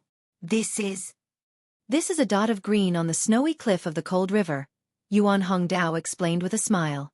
Lin Ruofu looked at the extremely difficult-to-find grass in the painting, and his expression gradually softened. "It seems that even you like this young man called Fan Xian." Yuan Hongdao was not afraid of anything. He smiled. Young Master Fan comes from a good family, is talented, and has an excellent temperament. From what you say, he sounds like a perfect person. Lin Ruofu smiled and shook his head. If Chen can be happy when she marries him, then of course that's good. Suddenly, he lowered his voice. "But about that matter, are you really sure?" Yuan Hongdao answered very seriously. "The matter at the foot of the Tsong Mountains has already been confirmed. I heard that Fei Jie is currently negotiating with Dongyi." "Yes." Lin Ruofu half closed his eyes. "I think so too. In truth, I don't care about Fan Xian's talent or family background. I only care about his temperament and methods. As long as his temperament is good and his methods are ruthless, after I die, If he can protect the Lin family and my only son and daughter, then that's good enough. After Lin Gong's death, the Prime Minister was actually somewhat disheartened. His eldest son was an idiot, and he couldn't see his daughter for many years. But he still had to think about his officials and his clansmen, so the kind of person Lin Wan-er would marry was the most important thing in his mind. "How is it outside?" Lin Ruofu asked with a gentle expression. "Very good. It's even better than what you and I had imagined." "Why is the sky blue?" "Because the sea is blue." "Why is the sea blue?" "Because when light enters the sea, it turns blue." Don't listen to me. I don't know much about these things. I'm basically just talking nonsense. "Why is the water in the pond clear and not blue?" "Because the water in the pond is shallow." In the garden, Lin Wan-er's eldest brother sat on a rattan chair. His fat body seemed to take up the entire chair. He asked Fan Xian curiously. His eyes were pure and innocent like a child's, but his eyes occasionally showed a bit of dullness. Fan Xian knew that the eldest son of the Prime Minister's manor wasn't in good health, but he didn't realize that Wan-er's eldest brother was actually an idiot. For some reason, the Prime Minister didn't want to see him. Fan Xian stayed in the back garden, but coincidentally ran into his brother-in-law, so he could only chat with him. He smiled and thought to himself, "I wonder if this chubby idiot would occasionally get angry and beat me up." "What's your name?" Fan Xian smiled as he looked at his idiotic brother-in-law. After chatting for a while, he realized that his reaction was actually a bit slow, like a child a few years old. He was a bit adorable, at least more adorable than the accountant, Fan Xija. His brother-in-law pursed his lips, making his chubby cheeks look even rounder. 2 wrinkles appeared on the sides of his lips. "My name is Dabao. My brother is called Bao. Bao hasn't been home for a long time." Fan Xian's heart trembled. He thought of the dead Lin Gong. In the blink of an eye, he looked at his idiotic brother-in-law in front of him, not knowing what to say. Chapter 116. If an average adult were to chat with an idiot who only had a few years of intelligence, it would be easy to get annoyed. But Fan Xian was different. In the last years of Fan Xian's previous life, he had been bedridden and unable to move. In this life, when he practiced that strange tyrannical martial method, he often fell into a semi-vegetative state. Thus, his patience was excellent.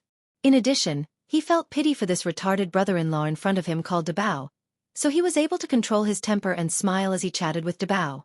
In Fan Xian's mind, this slow-moving fat man next to him was much more adorable and trustworthy than anyone else in the capital.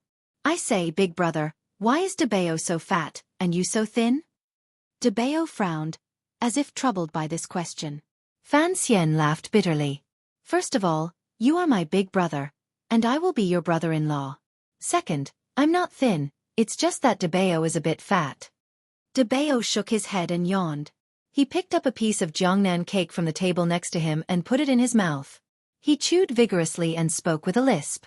"Dabao is not fat, I just like to eat." Seeing that the Prime Minister had no intention of passing on his message, Fan Xian rolled his eyes and moved closer to his brother-in-law's ear. "Dabao, when will I take you out to play?" "Play? Play what?" Dabao said happily. "I want to play polo." Fan Xian felt a headache coming on, thinking that he had given himself something to do.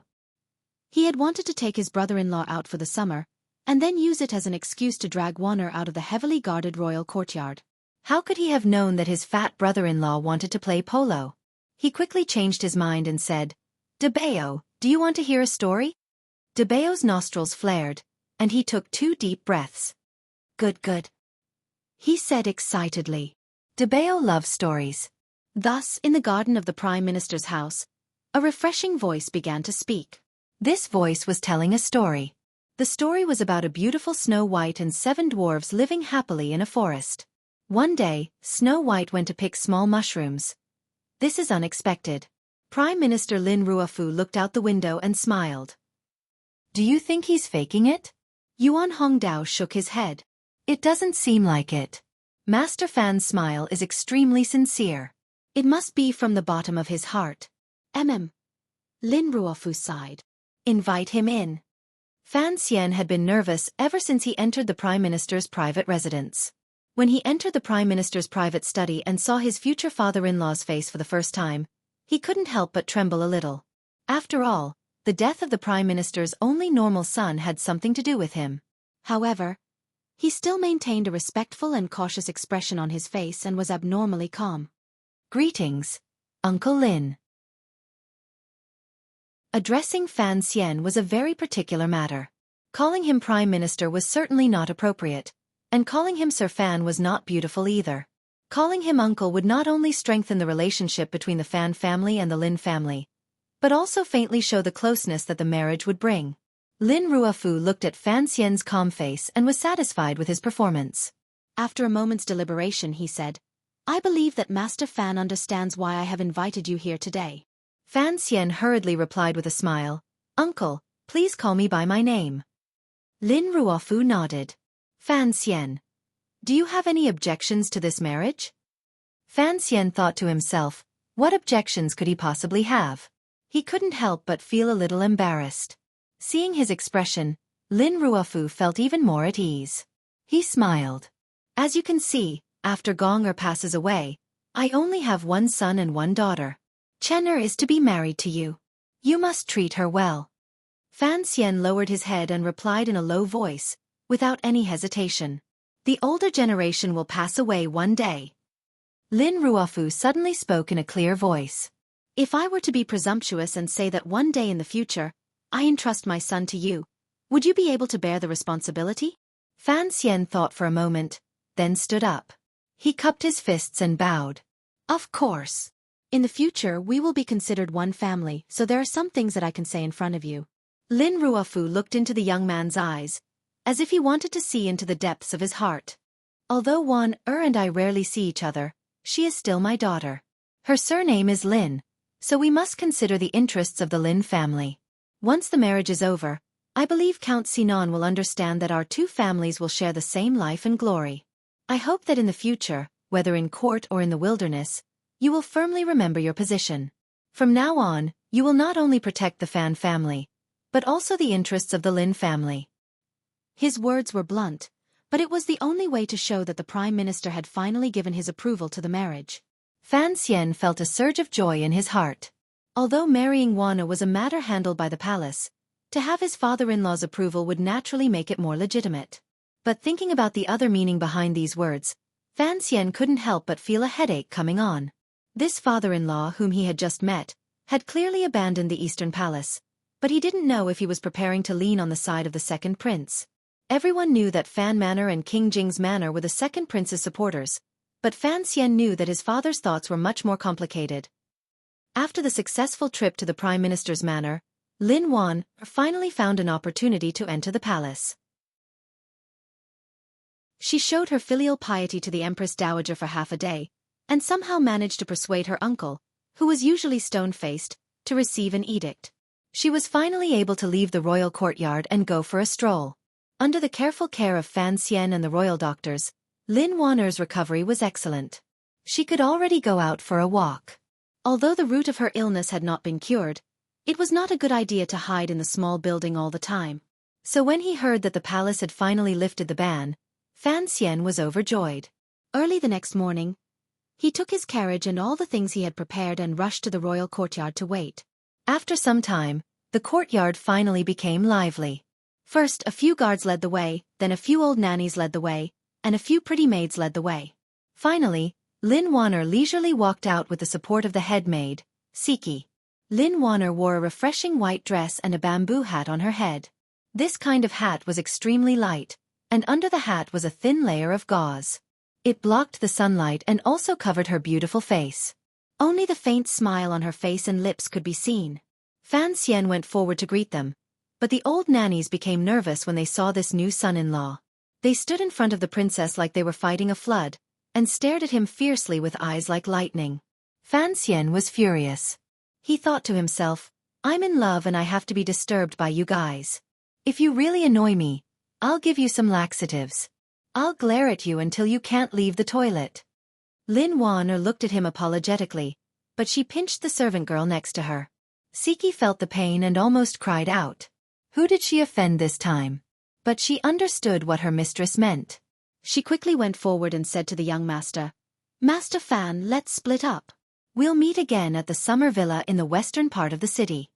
The summer villa was a royal summer garden, about 20 miles west of the capital. If Lin Wan hadn't come out today, Fan Xian wouldn't have been able to enjoy it. Fan Xian snorted, but he knew that if he sat in the same carriage with Lin Wan before the wedding, she would be embarrassed, and the old nannies would go crazy. So he didn't say anything more, but he gave Ruoruo a look. Ruoruo understood and smiled. She walked to her future sister-in-law's side and gently took Lin Wanner's hand. She said something, and then followed the group of people from the villa into the palace carriage. Brother, being the son-in-law, is a very annoying thing. Fan Xizha looked at Fan Xian sympathetically. Autumn is coming, Fan Xian sighed. It shouldn't be a problem for your sister to follow sister-in-law. Those damned old nannies don't think lilies will bloom in carriages. What's a lily? It's a holy plant. The two of them left early, just as the sky brightened. But by the time the carriages reached the summer villa, the sun had already woken up. It warmly shone on everything, as if it were a comrade. Fortunately, the royal palace had already considered these problems.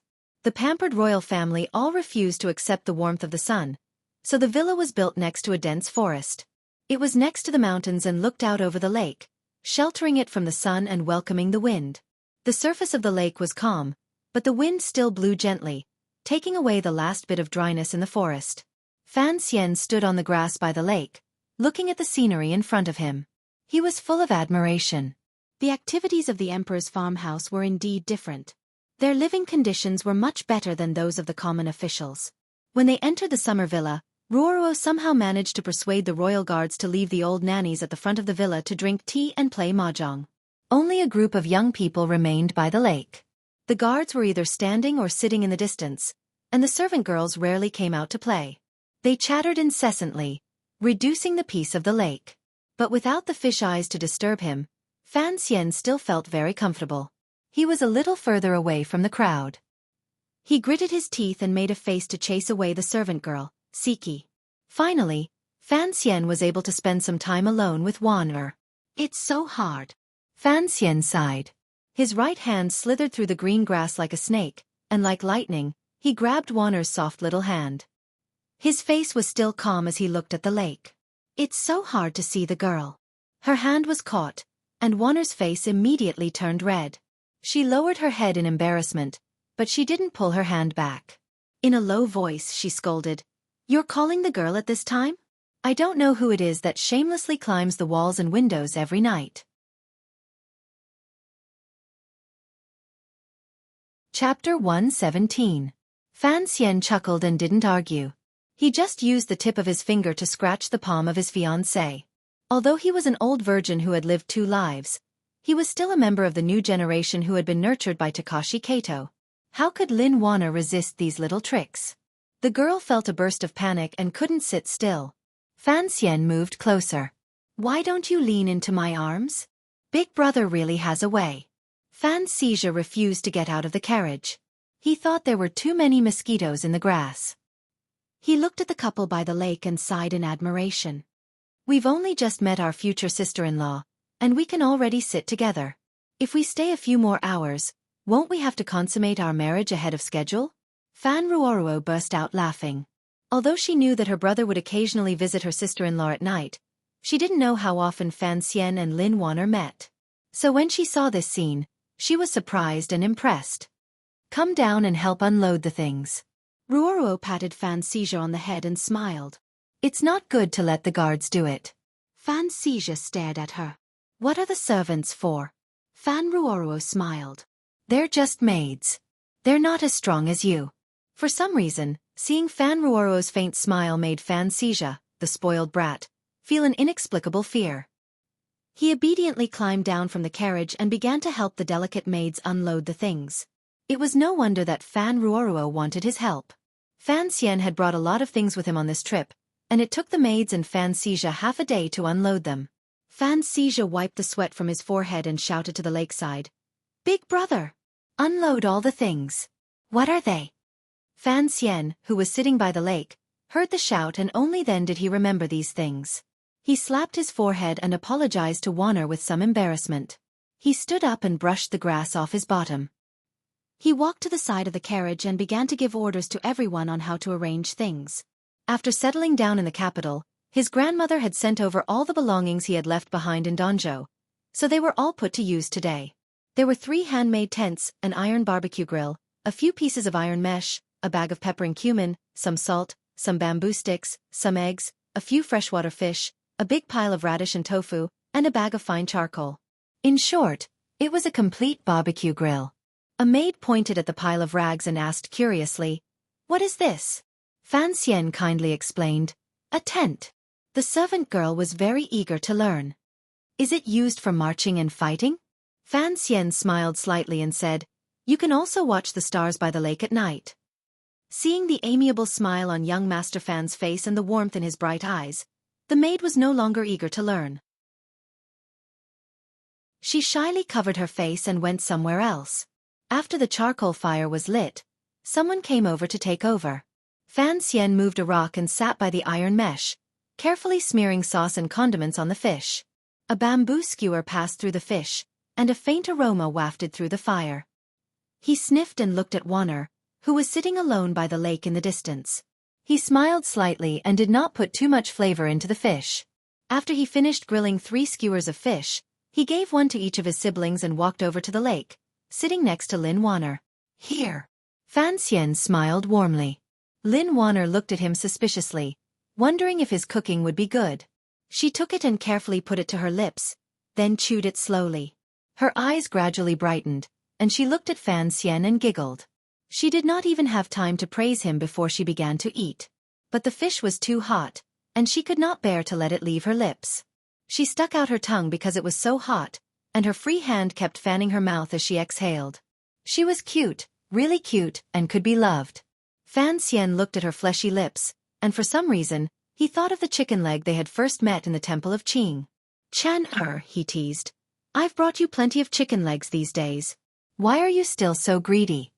Lin Warner puffed up her cheeks and said angrily, "If I had known your grilled food would taste so good, I wouldn't have eaten that cold chicken leg."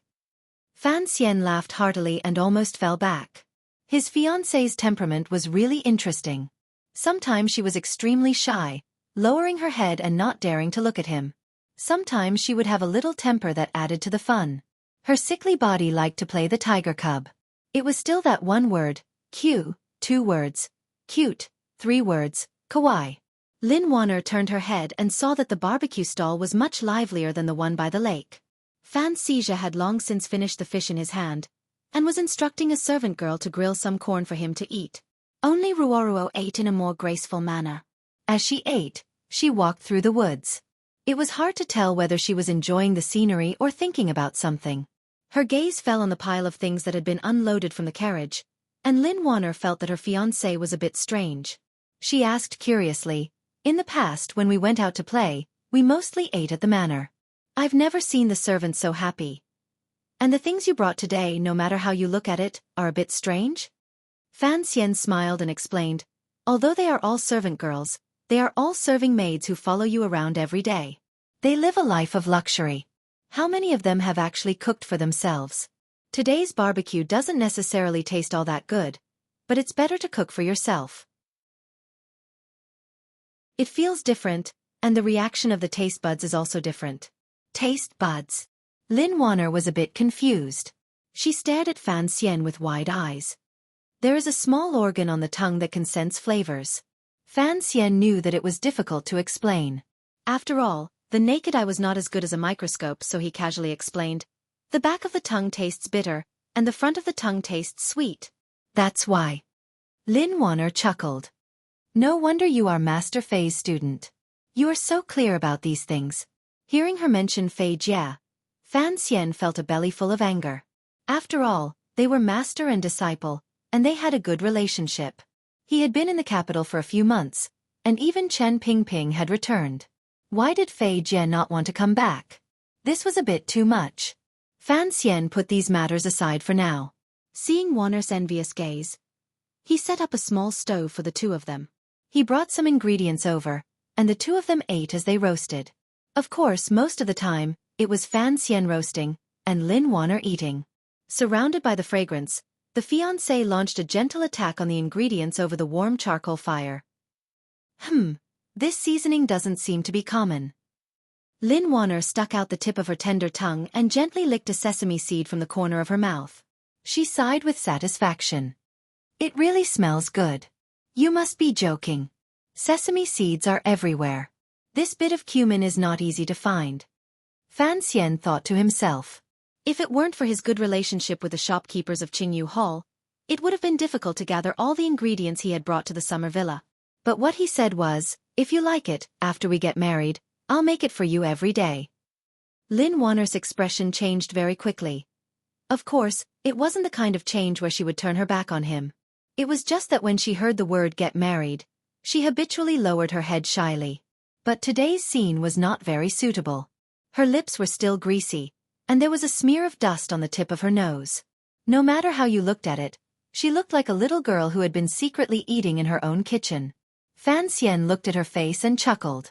Yi Chen was not a particularly beautiful girl, but for some reason in his eyes, he always felt that there was nothing to nitpick about her features. There was not a sliver of her demeanor that was not cute. Seeing him laugh at her, Lin Wanner angrily prepared to pounce. Fan Xian hurriedly opened his arms, ready to sacrifice himself to feed the tiger. In any case, the lakeside was far away, and a large cluster of aquatic plants blocked the maid's view. Fan Xian thought he could openly embrace a beautiful woman for the first time. Unexpectedly, Wanner looked embarrassed, and forcibly stopped herself from rolling into Fan Xian's arms.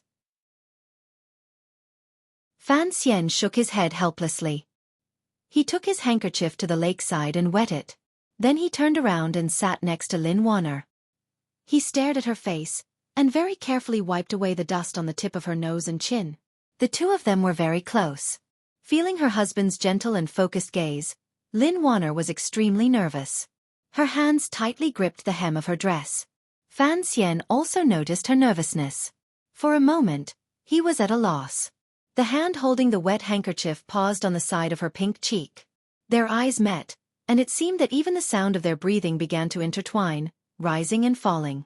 They began to mix and gradually increase in frequency. Action was better than action. Without saying anything, Fan Xian lowered his head and kissed her on the forehead. Lin Wanner was startled and then embarrassed. Following that, she was faintly disappointed. However, she didn't have time to hide her disappointment.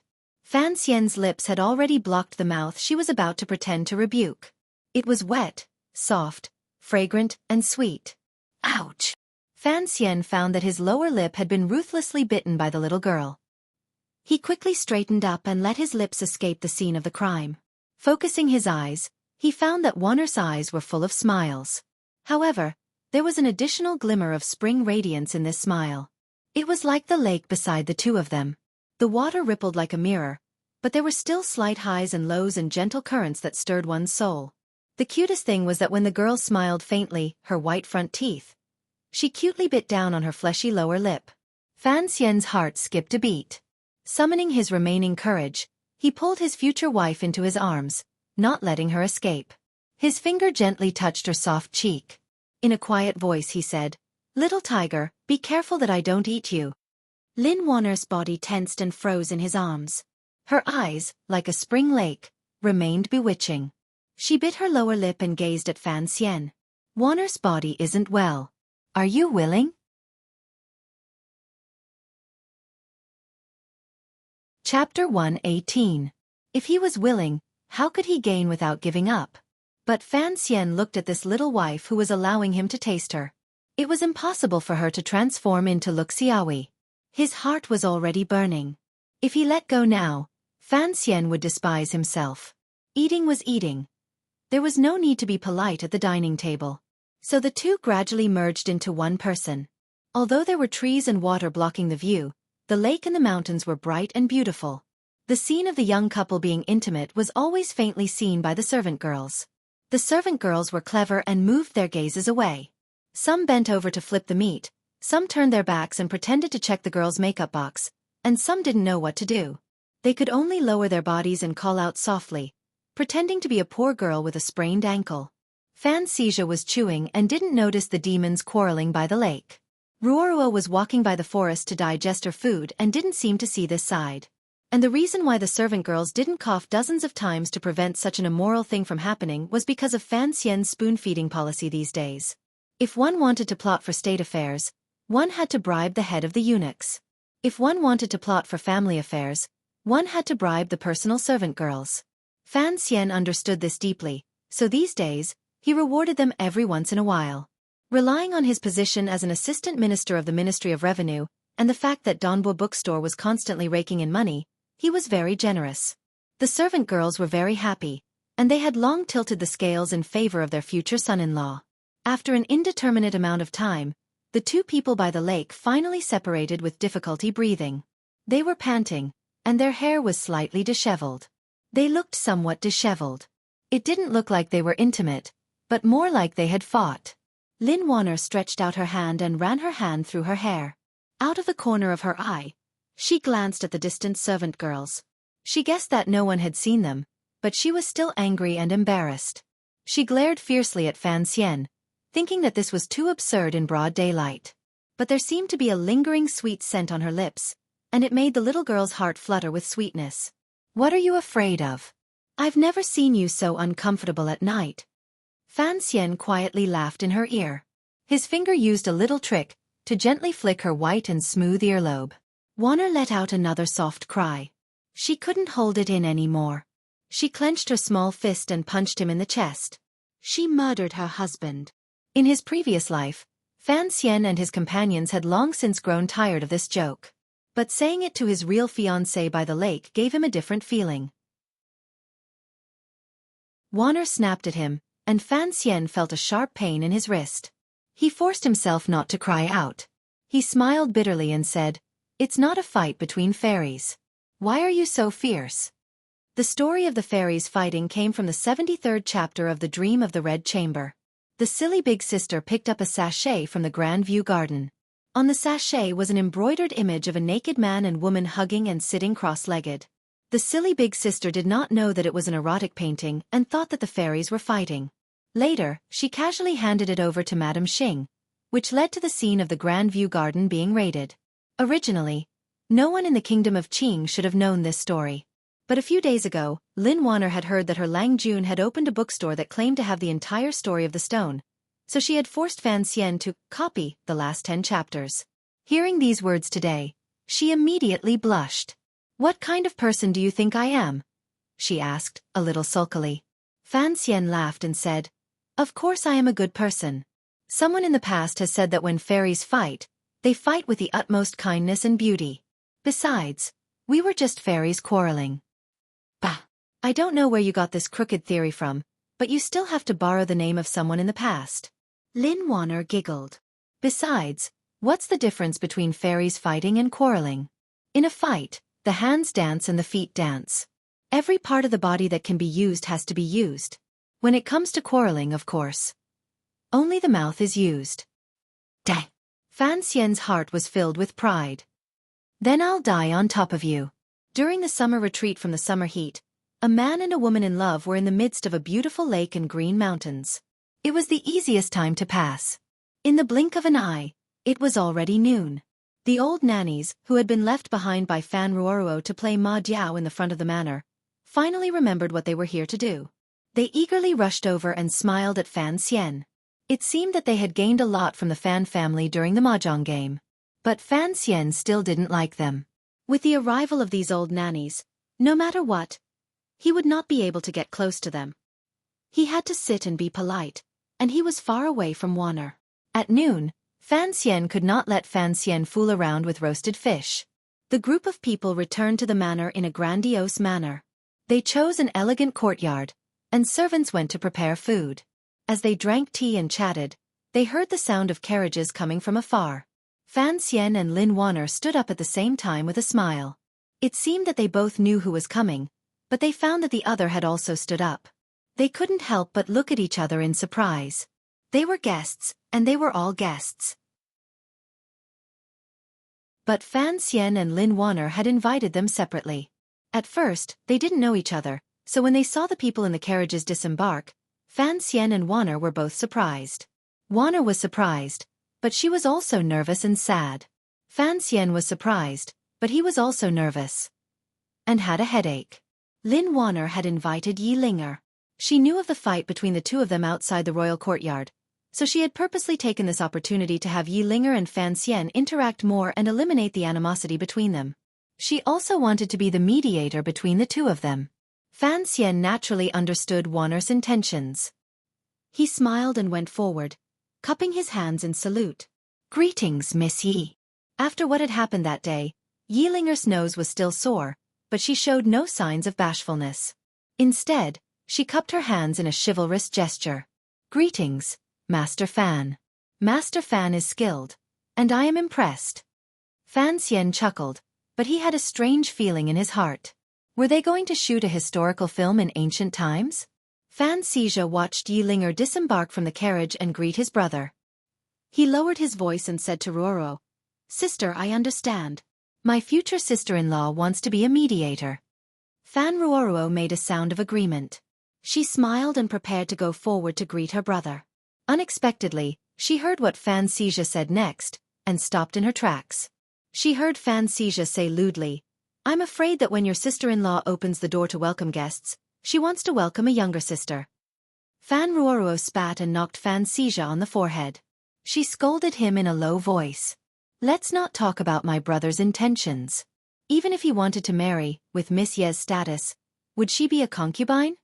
In her heart, it didn't matter who her brother married, as long as he liked her. In this regard, it was similar to Fan Xian's expectations of her. A fat man disembarked from the other carriage. With the help of a maidservant, he looked around in a panic. Fan Xian gave Ruoro a look, indicating for her to take Yi Linger to rest. With one hand, he gently tugged on Wanner's sleeve. Lin Wanner looked at the fat man and couldn't help but cover her mouth with her hand, but she still let out a soft cry. When she turned her head to look at Fan Xian, her eyes were full of gratitude. "Go!" Fan Xian encouraged her with a gentle smile, and the two of them walked over to the carriage. When the fat man saw Fan Xian, his originally frightened expression immediately turned into a wide smile. The already wide space between his brows immediately became even longer. He moved forward a few steps and pulled Fan Xian's hand. "Little Xian Xian, so it's you. Debeo, didn't we agree not to call me that?" Fan Xian said with a pained expression. Lin Wanner was a little sad. She thought that her silly brother, whom she had only seen a few times, seemed to have forgotten her. But hearing Debeo call Fan Xian, she couldn't help but laugh. "Little Xian Xian?" Fan Xian nodded helplessly. "Thank you." Lin Wanner looked at Fan Xian, moved. "You know it's not convenient for me to see him." "I know." Fan Xian smiled. He turned and patted Debeo on the shoulder. "Debeo, there's no polo today, but there's something else to play with." The courtyard was at the bottom of the hill. It was wide open, and they could see the blue lake in the distance. Debeo sniffled and shook his head. "Little Xian Xian, the water is green, not blue." Fan Xian sighed. "Because the water isn't deep enough." "Then let's go see how deep it is." Fan Xian's wishful thinking was to bring Debeo over today. 1. It would prevent his brother-in-law from being bored at home all day, and 2. It would give him to Fan Xizha to play with. In any case, they were just two children. How could he know that Fan Xizha had an innate sensitivity to things like being taken advantage of? As soon as he saw a big idiot, he hid far away. Fan Xian could only helplessly walk down the hill with Debeo by the hand. He thought to himself that lunch was probably over. Just as the silly son-in-law and uncle were about to walk out the door, Debeo suddenly turned his head and looked at Lin Wanner seriously. "Sister, why didn't you come?" Lin Wanner was startled at first, and then her heart ached. It turned out that her silly brother, whom she had only seen a few times, still remembered that he had a sister like her. She hurriedly responded and stepped forward to hold Debeo's other hand. Night fell. The faint sound of mahjong tiles falling to the ground could be heard in the distant attic. The guards gathered in one place to drink. The world was peaceful, and they all let down their guard. The servant girls were tired from playing during the day. After drinking a few cups of yellow wine, they went to sleep. As for the masters they served, they had long since withdrawn their curtains to rest. Occasionally, frogs croaked from the pond by the forest, and the occasional sound of fish breaking through the water could be heard in the lake. It made the imperial summer villa even more peaceful. In a remote place near the lake, there was a tent hiding from the moonlight. It was quietly hidden in the forest, receiving the night breeze from the lake.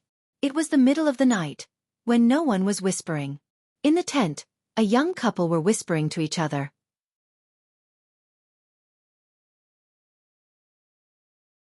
Chapter 119. Aren't you afraid of Xueqi finding out that you carried me out like this? She sleeps so deeply every day. I don't even need to use the sleeping incense. I don't think she'll wake up. But, it's a bit embarrassing. Just to look at the stars. Can you believe what you say? Then what are you going to do, Fan Xian looked at her face with an evil smile. The moonlight outside the tent was not bright, so Lin Wanner's face was particularly hazy and beautiful. Lin Wanner wrinkled her pretty nose and faked a sigh. What can I do if I let a big pervert like you steal people in the middle of the night? Fan Xian also sighed. I'm also worried that if we keep sneaking around like this, after we get married, what if we go back to our bedroom and I don't know how to use the door? What should I do then?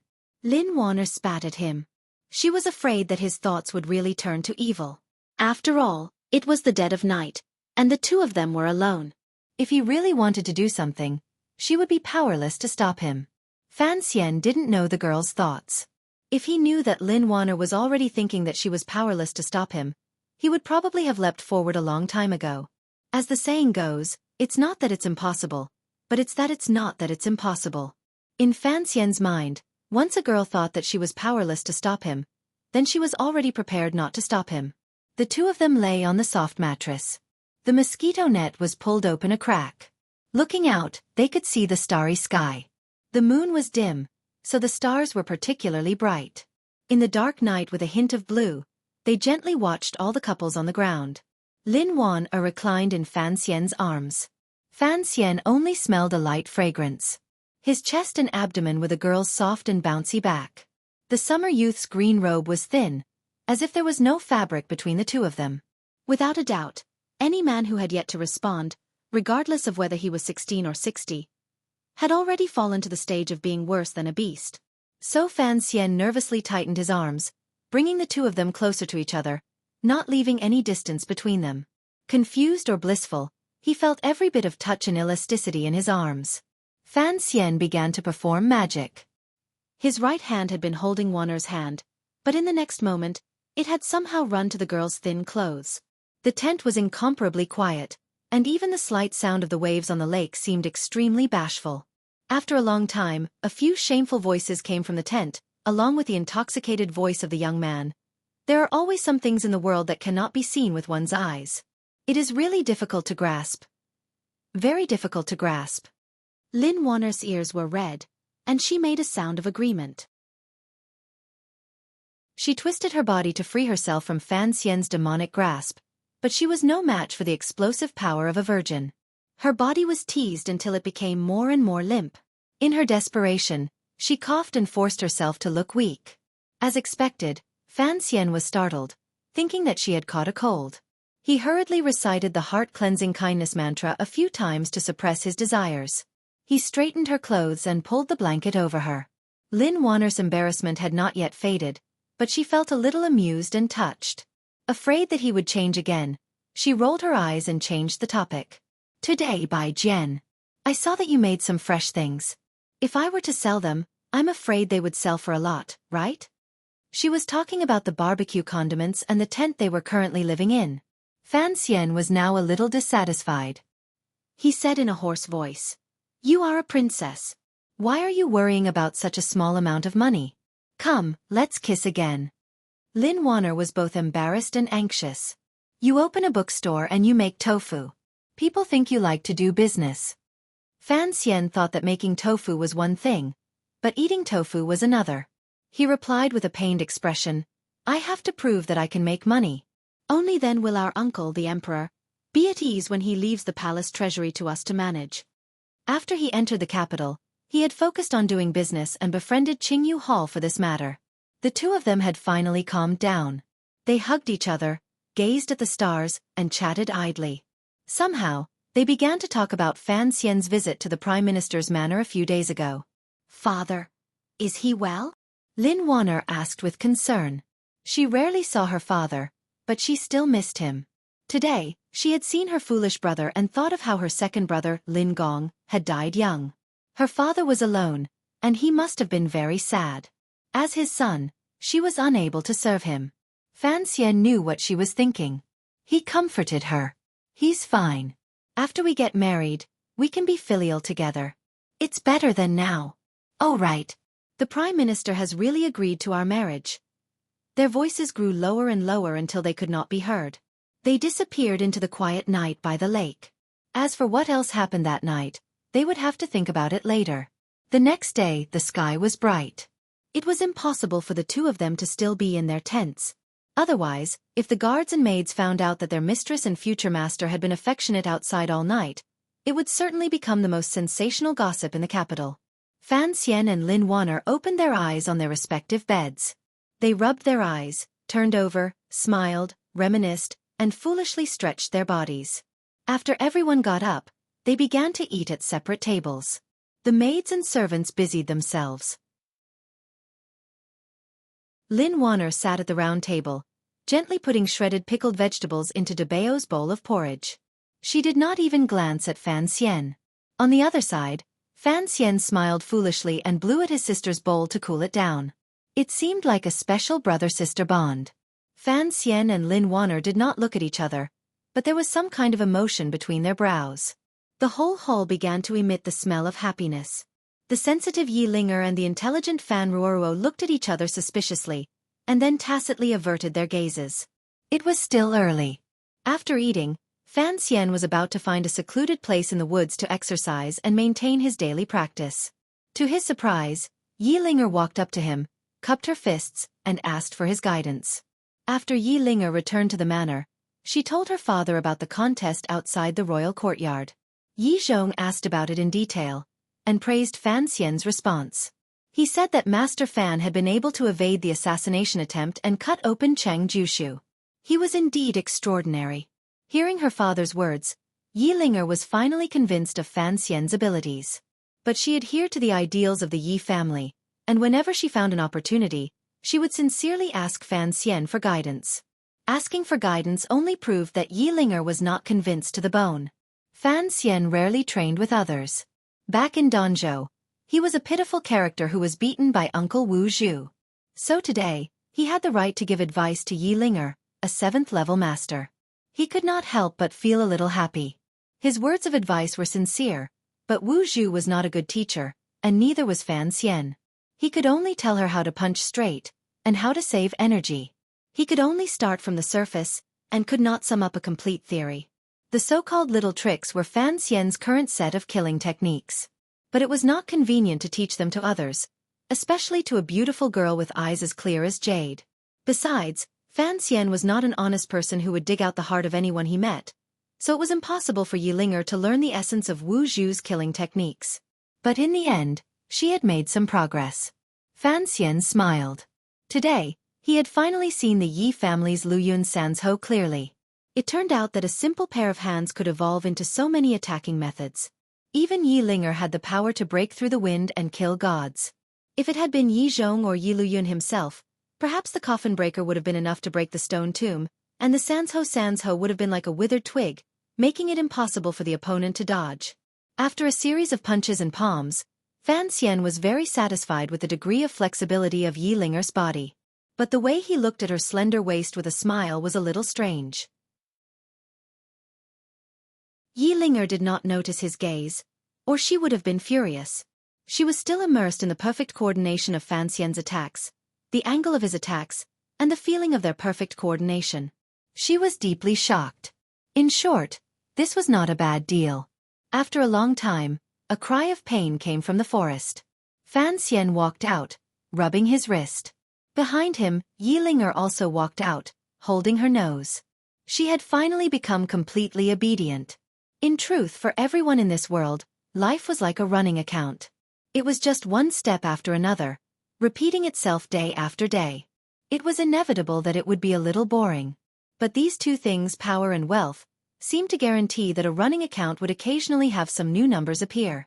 Fan Xian had kicked Dabao and Fan Xija to the back of the mountain to ride horses and shoot arrows. There were guards to protect them, and maids to take care of them, so there was no need to worry too much. Now, in the summer resort, there was only him, and the 3 girls, Wanner, his sister, and Yi Linger. Sitting in the courtyard, sipping tea and listening to music, Fan Xian smiled as he watched a beautiful girl sing in a low voice. Power was a good thing, he thought. If a princess wanted to hear a song, she could immediately call someone from the capital to sing for her. This girl was a true singer, and with her beautiful voice, she could roam the courtyards of the nobility in the capital. She was also someone who was virtuous. It was only at this moment that Fan Xian realized what it meant to be a man of the kingdom of Qing. He had to fight for power and wealth for the people around him. If he wanted to maintain a seemingly happy and peaceful life, and not become a bandit on the border, or a hard laborer in a brick kiln, perhaps there were some things that were worth giving up. He was a selfish man. He often reminded himself of this. In front of the mountain hall, the girl called Sangwen had a clear and crisp voice. It mixed with the cool breeze, passing through the hall and lingering on the beams. Before and after winter, there were several villages. North of the stream, south of the stream, on the lonely mountain at the top and bottom of the tree. Where does fragrance come from in the cold wind? Suddenly, we meet in silk garments. When one wakes up from a drunken stupor, the mournful sound of the flute breaks one's heart, and the faint yellow moon.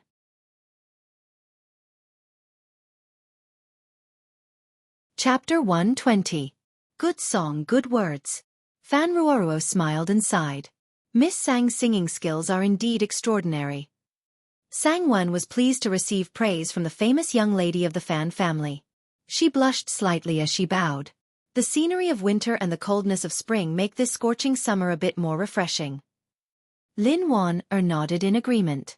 Fan Xian had been reborn in the kingdom of Qing for 16 years, but he still didn't like to listen to songs.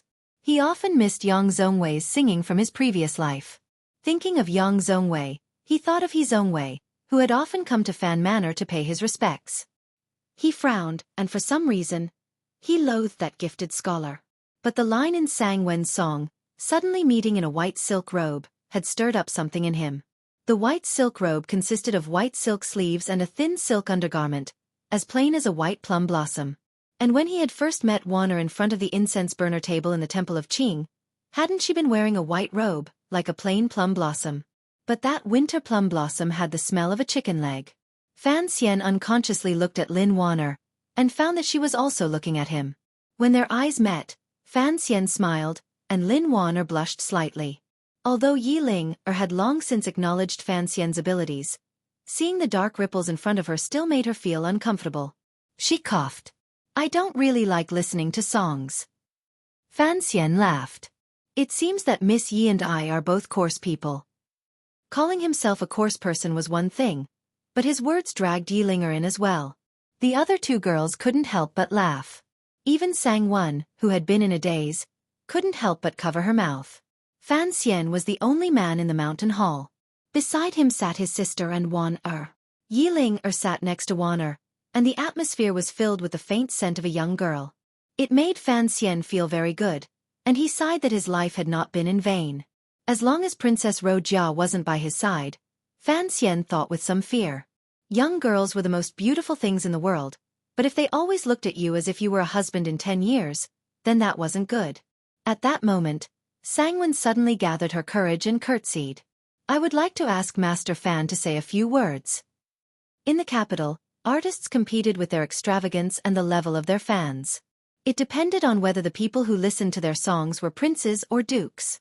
But in the end, it was still a competition of ability, which was their ability to sing and write songs. Miss Sang had caught the eye of both the princess and the young lady of the Fan family.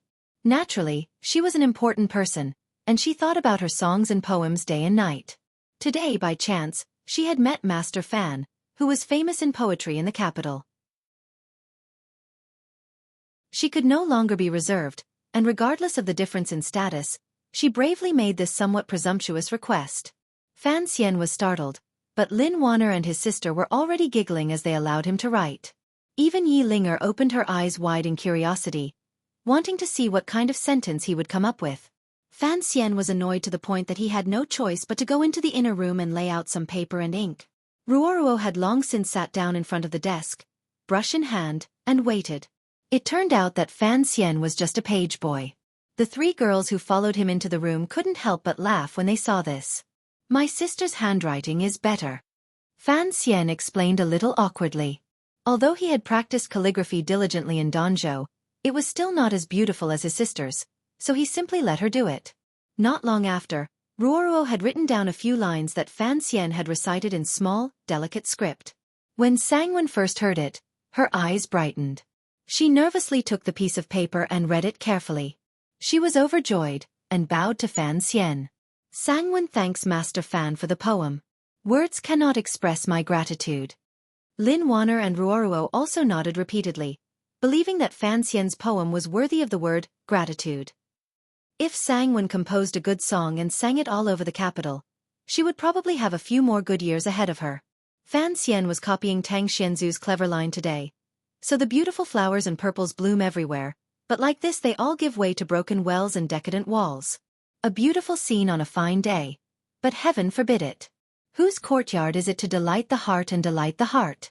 Flying in the morning and rolling in the evening, the rosy clouds and green pavilions, the rain and wind, the smoke and waves of the painted boat, the beautiful screen makes people look at this cheap beauty. Looking at the intoxicated expressions on the faces of the women, he sighed and shook his head. He thought that the whole story of the Peony Pavilion was a wonderful piece of writing. Although it was beautiful, it lacked the spirit of the story. However, he was busy with dating, business, and dating. Even the outing had to last for 2 days.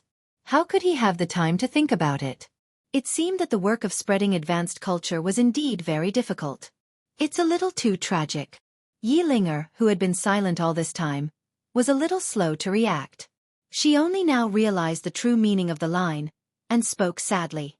Suddenly, Ruoruo's expression changed.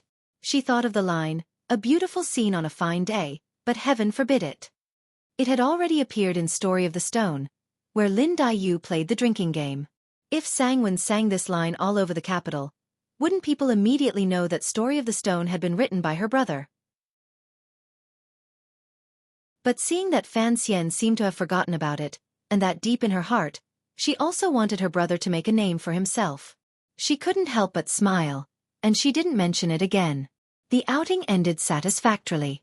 Everyone got what they wanted before they came. Yi Linger got some tricks, Sangwen got Fan Xian's poem, Fan Xizha got a belly full of roasted fish and meat, and Dabao got a horse back to the Prime Minister's manor. Fan Ruoruo got 2 days of elegant scenery to clear her mind, and Lin Wanner got the chance to get close to her brother.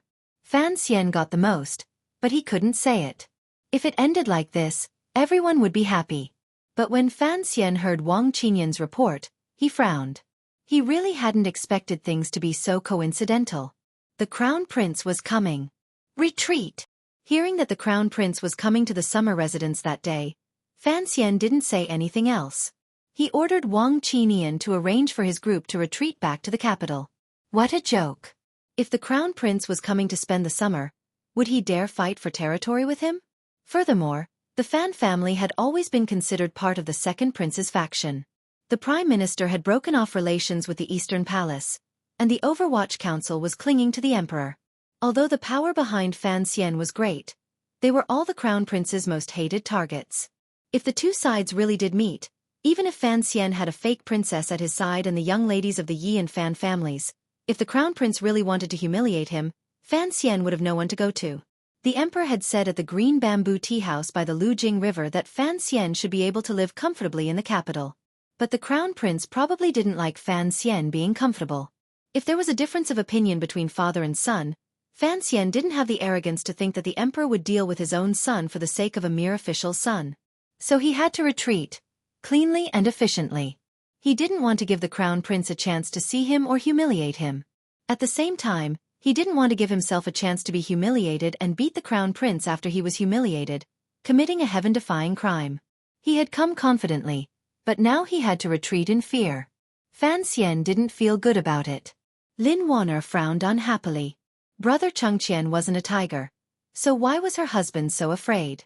Yi Linger also looked down on Fan Xian, who was afraid of the nobility. So what if he was the Crown Prince? When he was young, the Emperor had sent him to the Yi family to learn martial arts. She had beaten him up too. After all, Fan Xian was only an 8th-level functionary, a mere illegitimate son of Count Sinan. He wasn't like these two girls, who had been in and out of the palace since they were young, and were used to seeing the world's top figures. Furthermore, his thoughts were much more mature than these girls, and he knew that this matter was a bit sensitive. Because he had arranged things quickly, by the time the Crown Prince's entourage was about to arrive at the summer estate, Fan Xian's entourage was already on the official road. The two sides brushed past each other. At that moment, a gong rang out, as if a performance was about to begin. The Crown Prince's entourage stopped, and a palace guard called for Fan Xian's entourage to stop as well. Fan Xian lifted the curtain of the carriage and looked out expressionlessly. In the bright yellow carriage, the Crown Prince's entourage, the future most powerful man in the world, was weakly talking to the carriage behind him. The Crown Prince, Li Changqian, had handsome features, but he didn't look well. His face was a bit pale, and the corners of his lips were a bit black. He had come to the mountain resort to spend the summer. He hadn't expected to see Warner and the girl from the Yi family on the road. They had grown up together, so he had stopped to chat. Knowing that Warner had spent the night at the summer estate, Li Chengqian's heart ached. "Why don't you take care of your body?" he said.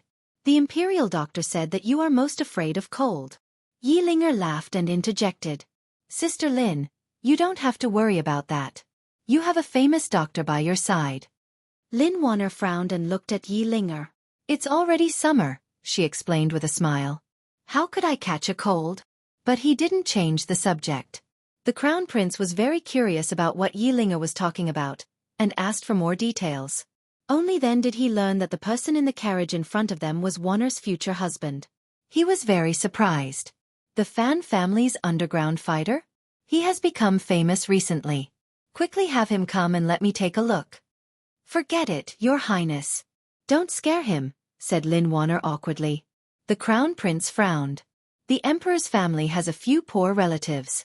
In the future, when you are married, he will be my brother-in-law. What is there to be afraid of? Besides, in a few days, father will summon him to the palace to pay his respects to the concubines." He paused for a moment, then continued. "Moreover, the imperial court is about to give him a position. Could it be that he still wants to hide?" These words were extremely heavy, and the two carriages immediately quietened down. "Greetings, Your Highness." A voice broke the silence. At some point, Fan Xian had arrived in front of the Crown Prince's carriage. He smiled and bowed.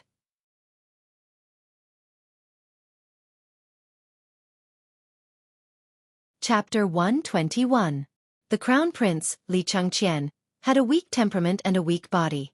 This was what Fan Xian knew of the Crown Prince. After bowing, he raised his head somewhat rudely and looked at the Crown Prince with a slight smile. Although the Crown Prince's identity was noble, Fan Xian felt that he and the Emperor had both drunk tea and chatted. Facing his son, he would not be too nervous. He had not wanted to come out and meet the Crown Prince, but the talkative Yi Linger had shattered his fantasy. When Fan Xian looked at the Crown Prince looked back at him with interest. For the Crown Prince, the fact that Fan Xian's name had shaken the capital in just a few short months was already an anomaly. Furthermore, his father had appointed him to marry Wan. As the master of the Eastern Palace, the Crown Prince was well aware of the meaning behind it. If the eldest princess lost the right to manage the palace treasury, and the person who took over was an enemy, the messy debts of the past would come to light. This was what the Crown Prince was most worried about. Fortunately, it would take another 2 years for the palace treasury to change hands, so it was not an urgent matter.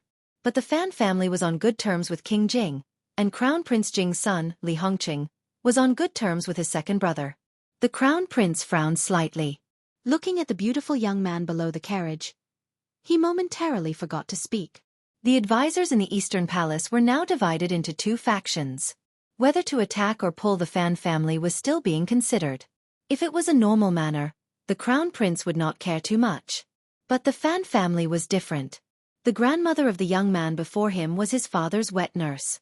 With this layer of relationship, the Crown Prince could not do anything to the Fan family. "You are Fan Xian?" The Crown Prince finally realized that he was a little absent-minded. After a slight pause, he asked with a smile. "Your subject Fan Xian greets the Crown Prince."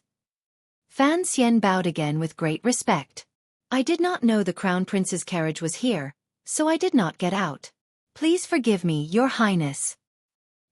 Looking at Fan Xian's elegant face, for some reason, the Crown Prince's original dislike for him lessened. In that instant, he decided to temporarily wait and see. He quietly said, "Those who do not know are not guilty. But my sister Wanner is weak and sickly. You must pay more attention to her. Do not be like those youths in the capital who only seek temporary pleasure." I am afraid. Fan Xian could tell that the Crown Prince was not planning to deal with him today. He felt slightly at ease and replied gently, "Don't be too cautious. After the wedding in October, you'll be considered a relative of the country. You'll have to visit the palace often, so you should be more relaxed," the Crown Prince lectured. Fan Xian smiled slightly and replied yes. Unexpectedly, the Crown Prince's next words surprised him.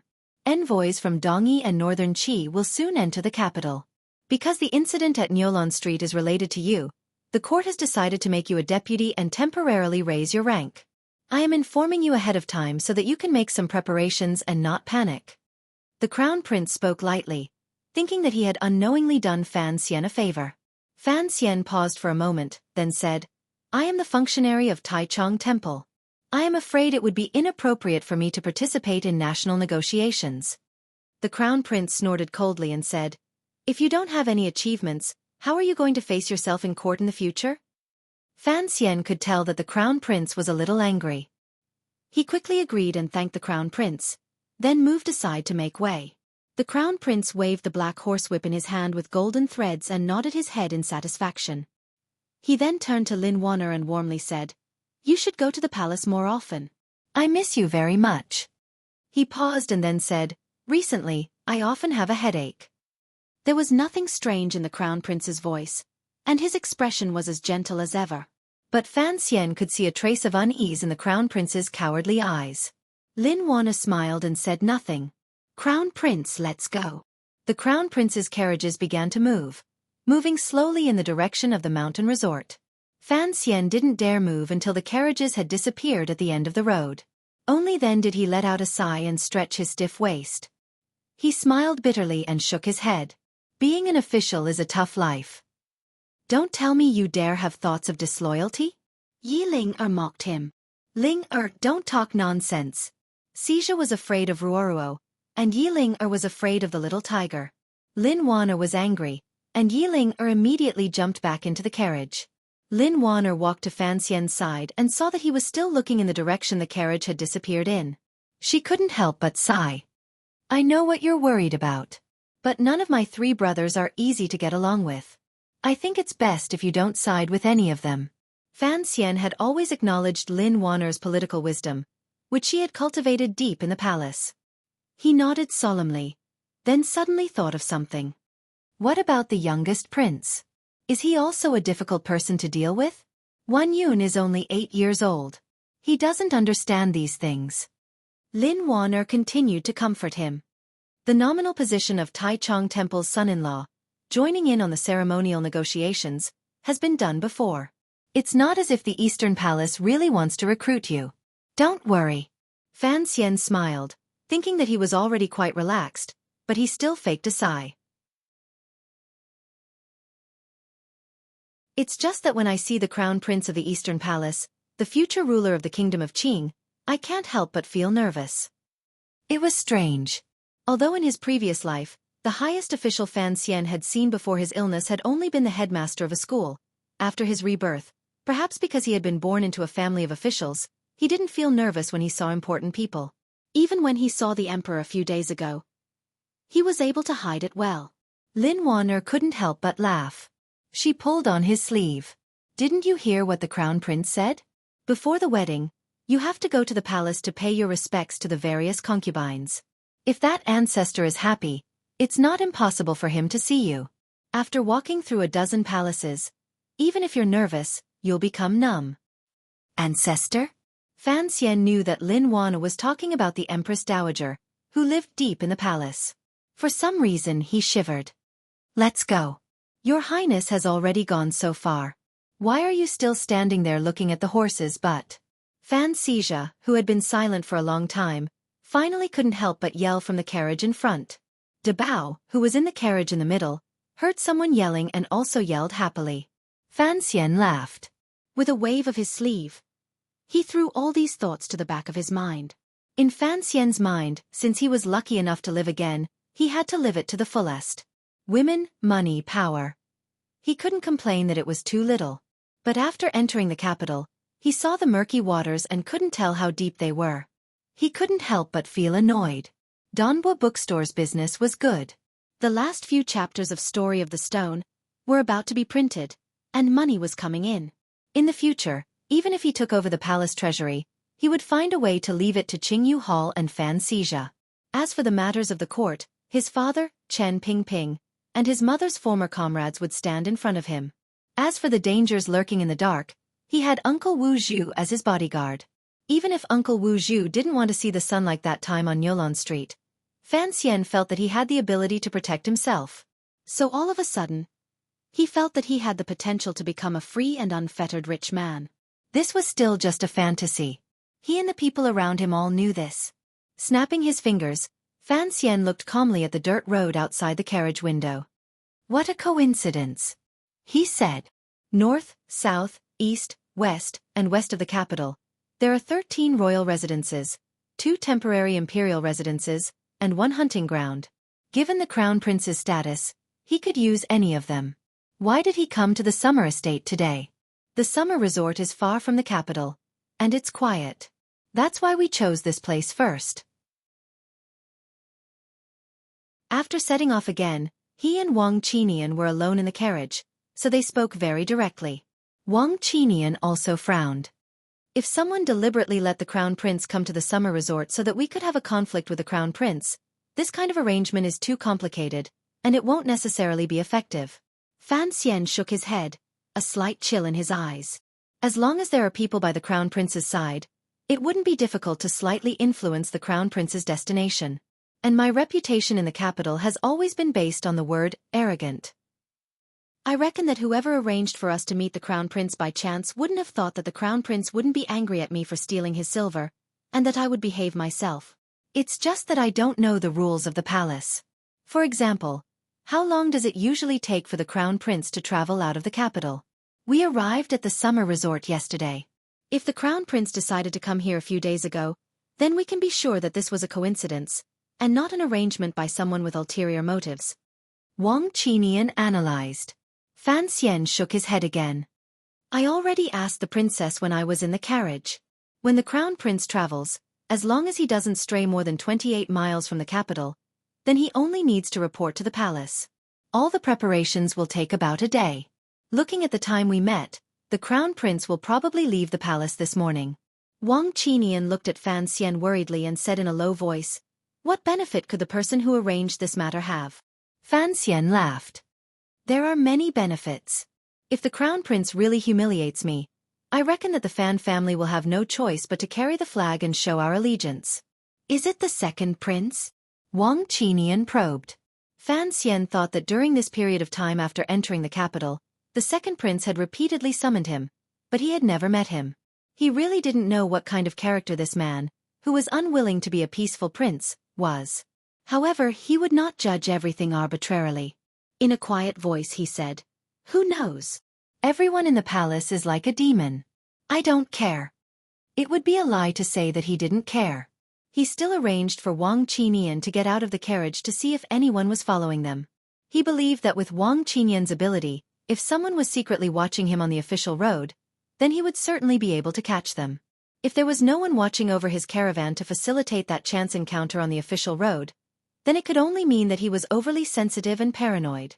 Fan Xian smiled bitterly and leaned against the soft cushions of the carriage, hoping that he really was being overly sensitive.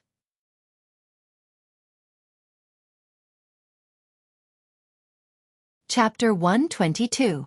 There was a house on the side of Shenjing Road in the capital. Wang Qinian had spent 120 taels of silver to buy it. There had been a number of procedures, and he believed that no one would be able to find out who the real owner was. Fan Xian frowned as he looked at the 2 men tied up tightly in the corner. Their mouths were stuffed full of smelly rags, and their faces were red. Tears were streaming from the corners of their eyes. They couldn't speak, and they couldn't kill themselves by biting their tongues. Where were they caught? Fan Xian asked quietly. The 4th Bureau personnel behind Wang Qinian bowed and replied, 7 miles outside the city, Sir Wang found traces of the other party.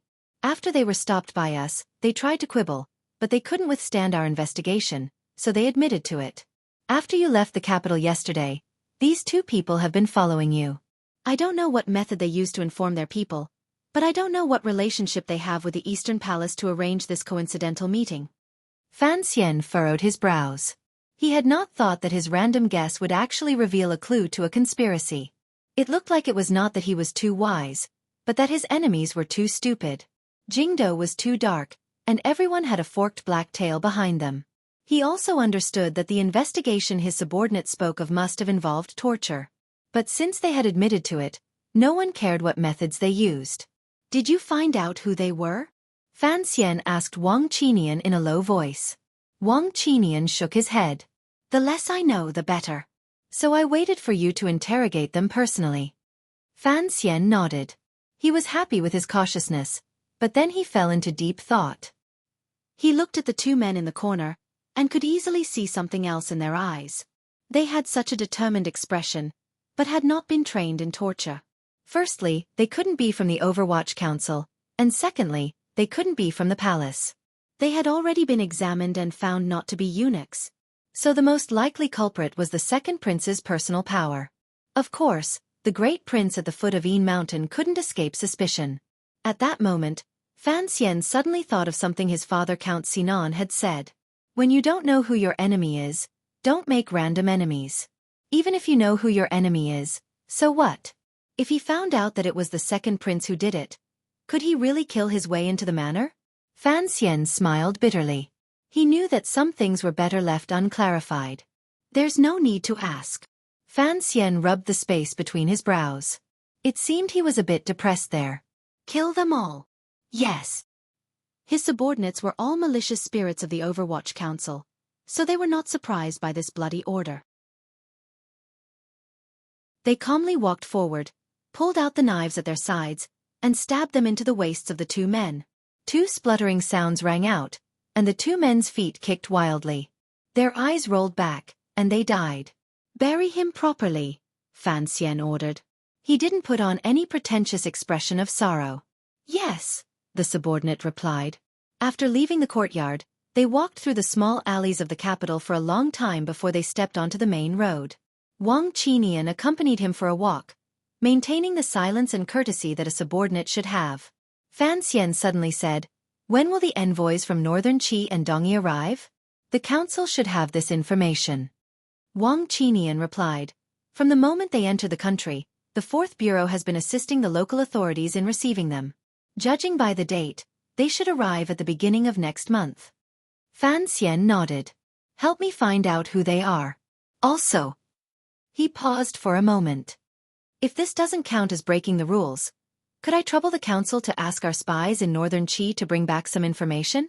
It would be best if they could find out what the bottom line the Northern Qi envoys are negotiating with is. Wang Qinian had heard the Crown Prince's words earlier, so he knew that Master Fan was going to be the assistant envoy. He spoke in a low voice.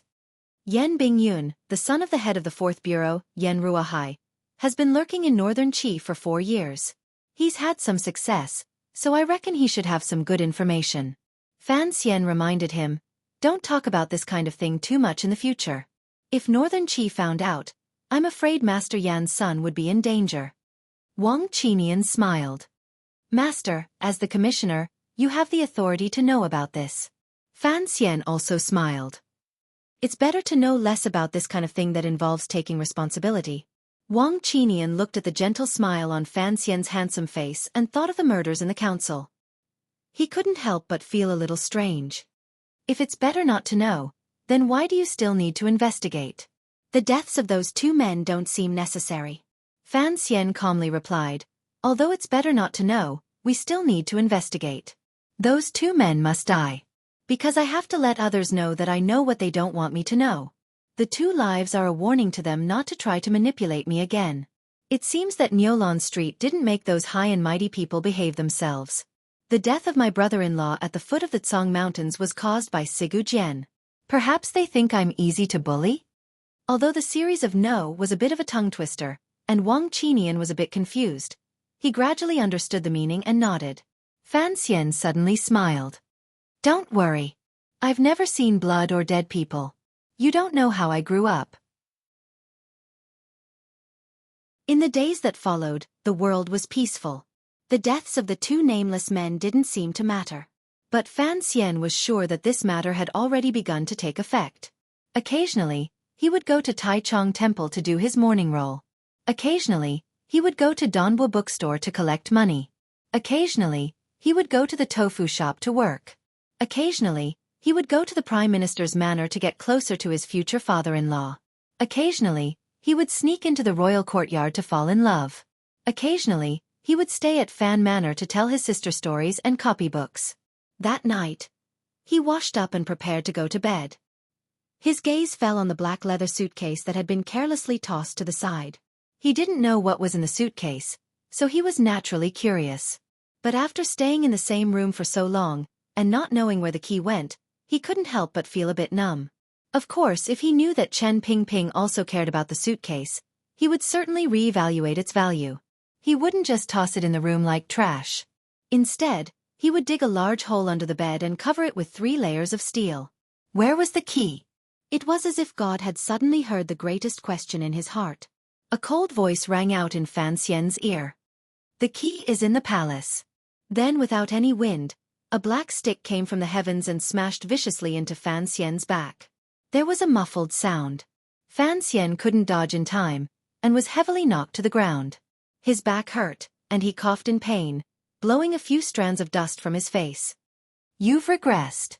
Although Wu Zhu's voice was emotionless, it was clear that he held a rather negative attitude towards Fan Xian's performance. Uncle?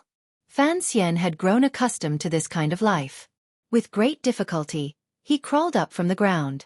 He slowly circulated the zhenqi in his body, alleviating the pain in his back. Looking at the dark corner of the wall, he couldn't help but whisper, Uncle, I haven't seen you for so many days. I've been worried to death. Wu Zhu was not used to the passion in his words. He coldly took half a step back and coldly cut through Fan Xian's lies. I know. You're not worried about me. Fan Xian smiled somewhat bitterly. He really wasn't worried. Wu Zhu was a perverted grandmaster assassin. He believed that no matter where he went, he would be fine. But Fan Xian hadn't seen him for a long time, and he really did miss him. He was curious as to what he had been up to. Perhaps Uncle Wu Zhu had always been by his side, and he didn't know? Wu Zhu continued, the key is in the palace. The second repetition brought Fan Xian back to his senses. He frowned slightly, and then suddenly understood. So you've been looking for the key all this time. This is the lady's relic. I shouldn't have listened to Chen Pingping and left the key in the capital. Wu Zhu's tone was still indifferent. I've been looking in the palace for a few days, and I've come up with 3 possible places. Too risky. Fan Xian growled in a low voice.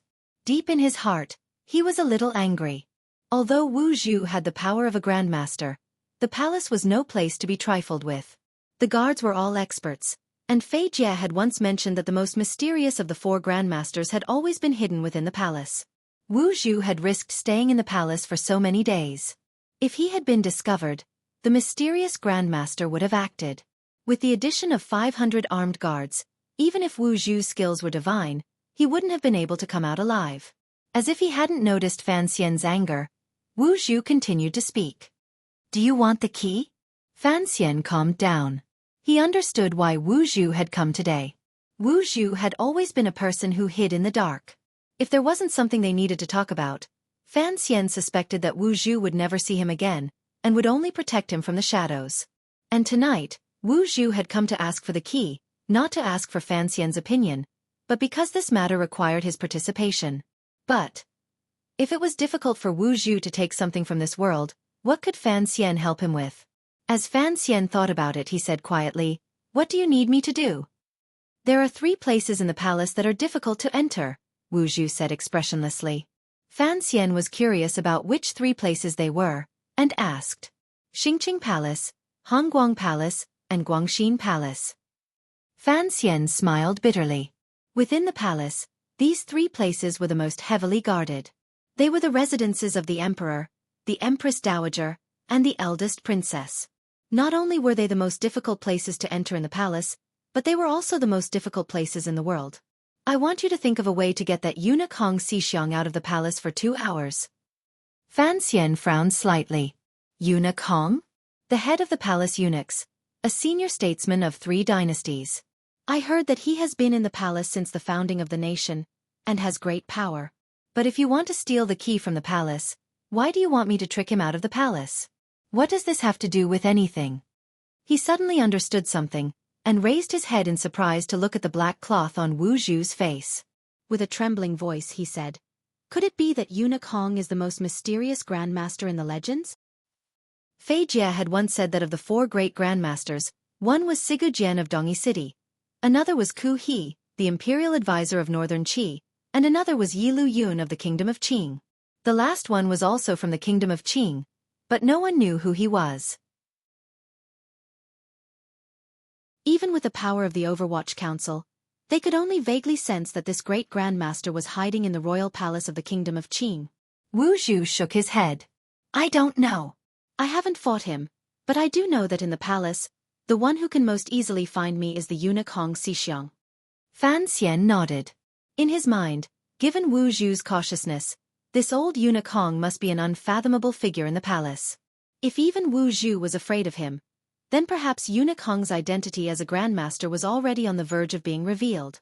Given Wu Zhu's cold temperament, he could even kill Yi Lu Yun, but he couldn't kill him. Naturally, he wouldn't fear any grandmaster in the world. Last time, he had attacked violently to hide his relationship with Fan Xian. This time, however, he was trying to steal the key, so his style was somewhat different. Fan Xian thought about his recent arrangements, connecting the matter of envoys from northern Qi and Dongyi, but he still couldn't think of a good way to establish a relationship with the head eunuch in the palace. It was also not convenient to ask his father for help. Otherwise he would have to explain many things that he didn't want to explain. Suddenly, his eyes brightened. Wan should know about the palace. She lived in the palace until the beginning of this year, and only moved out at the beginning of this year. Tomorrow, I'll go see her. Wu Zhu looked at him non-committally and said coldly, "I only want you to drag Hong Xixiang out of the palace for 2 hours. As for how you do it, that's your business." Fan Xian shrugged. "Uncle, you always give me the most difficult tasks." This was a naughty joke, and he hadn't talked to Wu Zhu for a while, so he seemed to have forgotten that Wu Zhu didn't have much of a sense of humor. Wu Zhu said seriously, "Then I'll go kill Hong Xixiang. Whether I succeed or not, I can probably stall him for 6 hours. You go to the palace and find the key." Fan Xian found that he had picked up a hot meteorite and smashed it on his foot. He quickly said with the utmost respect, "It's just to steal something. It's not too risky to challenge Hong Xixiang. I'll try to get in touch with him." After Wu Zhu left, Fan Xian remembered that he couldn't find him. If he did arrange everything in the future, how would he inform this blind uncle? Lying back on the bed, he looked at the black suitcase in a different way. If the key had to be placed in the most heavily guarded place in the palace, then there must be something very important or terrifying hidden inside the suitcase. For example, a map of the border, a list of high-ranking spies in the Overwatch Council that his mother had created, or a map of the Yi family's treasure? Fan Xian could no longer sleep peacefully. He stood up and kicked the suitcase under the bed, as if he felt that it would be much safer this way. Fan Xian calmly went to Ruoro's room and asked her for some needles for sewing. Ruoro couldn't dissuade him, so she took out a few small needles from the box and handed them to him. She was curious. Looking into her brother's eyes, she asked, "This is for embroidery. Is your clothes torn? You can give it to the servant girl." Fan Xian smiled. "It's much more complicated than sewing clothes." He thought for a moment, then said, "Don't let anyone know that I took 3 needles from you." Fan Ruoro nodded, confused. The wedding was imminent, and Fan Manor had already begun preparations. There was something strange about Fan Xian and Lin Waner's marriage, so all the rules had to be re-established. At least, it wouldn't be like other consorts, where the royal family arranged the prince consort's mansion. After all, Lin Wan'er's status as a princess had always been limited to the palace. If it were to be done in the capital, it would probably give rise to rumors. The newly married mansion was next to Count Sinan's. It was just an empty garden, but Fan Xian had begun preparations for it at the beginning of the year, so it had long since been taken care of in splendor. There was a door in the back garden of the two courtyards, so the front and back manors were connected. The main entrance to Fan Xian's courtyard was on the opposite side of the street. It had been very quiet in the past few days. The workers had stopped working long ago, and the trees and rockery had long been taken care of. They were nourished by the wind and water. Because there weren't many people around, the large courtyard seemed very quiet. No one wanted to stay there for long. A black shadow floated by. It was Fan Xian. He had quietly come to the courtyard, holding a piece of tofu in his right hand and 3 silver needles between the 4 fingers of his left hand. He found a secluded place and carefully placed the tofu cubes between the branches of the willow tree. The tofu had become extremely tender after he had improved it, so it was placed there trembling as if it could break at any time. Fan Xian closed his eyes and slowly increased the tyrannical Xueqi in his dantian. It flowed through the top of his head and into the snow mountain behind his waist, forming 2 Xueqi channels, one large and one small. He allowed his entire body to enter a state of tranquility, without a single stray thought. The wind rose, and Fan Xian's entire body became a gust of wind, blowing toward the center of the willow tree. With a light touch, the tips of his feet valiantly stopped his forward fall, and with a sudden sound, he used his control of his body to bounce back. It was like a crafty fish playing with a fool's hook. After a while, he slowly walked forward with his hands behind his back, squinting at the piece of tofu in the willow tree branch. There were 3 thin needles on the tofu, and they were trembling slightly. In that split second, he had inserted the needles into the tofu with incredible speed and arranged them in the shape of a triangle. Based on Fan Xian's understanding of the human body, if this technique was used to kill someone, it would certainly be very effective. He retrieved the needles with satisfaction. Ever since Niulan Street, he had been searching for a weapon that suited him best. Wu Zhu's weapon was a stick-shaped object. Whether it was a wooden stick or a simple iron drill, in Wu Zhu's hands, it was a deadly weapon. This was the result of his realm. Fan Xian knew very well that for him, a handy weapon could save his life many times. In fact, he very much liked the slender dagger in his boot. Whether it was in Danzhou or Niulan Street, the sharp dagger that Fei Jie had left behind had already helped him twice. However, this dagger could not be brought into certain places, such as the royal palace.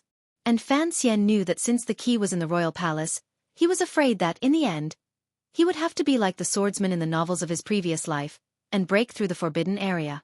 Wu Zhu's stick and words yesterday had stimulated him a little, and he had found some passion again. He looked at the 3 needles on his finger, reflecting the light of the rising sun, and couldn't help but frown. What kind of poison should he apply to them? Once he had a goal, he did things with passion. So when Fan Xian passionately entered Lin Wan'er's boudoir on a dark night, she couldn't help but be pleasantly surprised. After all, it hadn't been that long since their last outing. After a moment of intimacy, Fan Xian pretended to casually ask about matters in the royal palace. Lin Wan'er had grown up in the royal palace, and was quite familiar with its people. She wasn't curious why her fiancé was suddenly interested in this. She thought that Fan Xian was worried about the rules of entering the royal palace to pay his respects, so she comforted him. The concubines in the royal palace are all very good to me, and His Majesty doesn't like women, so it's not like the old emperor of Northern Qi who died a few years ago, who had an endless supply of beauties. Besides Her Majesty, there are also the great prince's mother, Ning the Talented, the second prince's mother, Lady Xu, the third prince's mother, Yi Gui Pin, and a few other concubines. I don't think I need to pay my respects. Fan Xian thought that those concubines naturally wouldn't want to offend her mother, the eldest princess, who was deeply favored by the Empress Dowager and controlled the palace treasury. He shifted his body on the bed to make holding Wan'er more comfortable. Why is the great prince's mother only a talented person? He asked curiously. Lin Wan'er explained, Ning the Talented is from Dongyi. She was captured by His Majesty on his first northern expedition. I heard that on the battlefield, His Majesty was injured, and Ning the Talented took care of him day and night. So His Majesty freed her from slavery, and she entered the royal palace, where she gave birth to the great prince. But after all, she wasn't a citizen of Qing, so even though she saved the emperor and gave birth to his eldest son, she still couldn't win the Empress Dowager's favor, so she couldn't be made empress. Besides, she was already an imperial concubine. But 10 years ago, something happened in the royal palace. His Majesty was furious, and he stripped her of her position, demoting her to a talented person. Fan Xian was slightly startled, thinking that the struggles in the royal palace were as complicated as he had imagined. Lin Wan'er sighed and continued, "Fortunately, eldest brother's military exploits in the West are outstanding, so Ning the Talented is able to maintain her position in the royal palace. But now she seems to understand many things, and is quite content in the royal palace. In fact, I used to often go to her royal palace to play, but I haven't gone as often in the past 2 years." Fan Xian asked about some of the secrets of the royal palace, and Lin Wan'er didn't hide anything from him. In the end, Fan Xian finally asked about the topic of the night.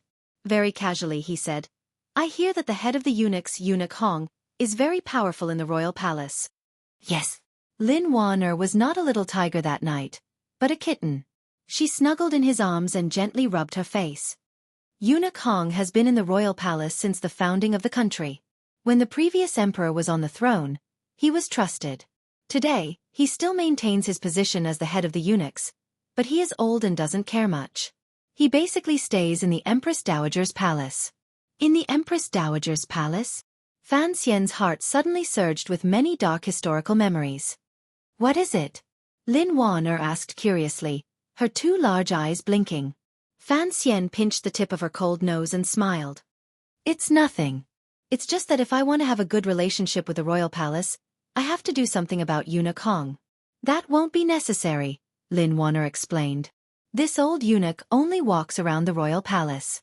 He doesn't care much." Fan Xian couldn't tell the woman in his arms about his plans, so he could only smile. "Leave a message for me to see when the royal palace will summon me." Lin Wan'er was embarrassed, but she didn't forget to tease him. "I think it'll be a few days." "What? Are you in a hurry?" "Of course I'm in a hurry. With such a good daughter-in-law outside, who wouldn't be in a hurry?" Gradually, the second floor of the building in the royal palace returned to silence. Looking at his fiancée sleeping soundly in his arms, Fan Xian unconsciously sighed.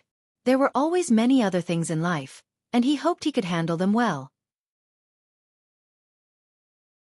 The next day when he went to Taichung Temple for morning attendance, Ran Shaoqing mysteriously pulled him to one side and lowered his voice. "Do you know about that matter?"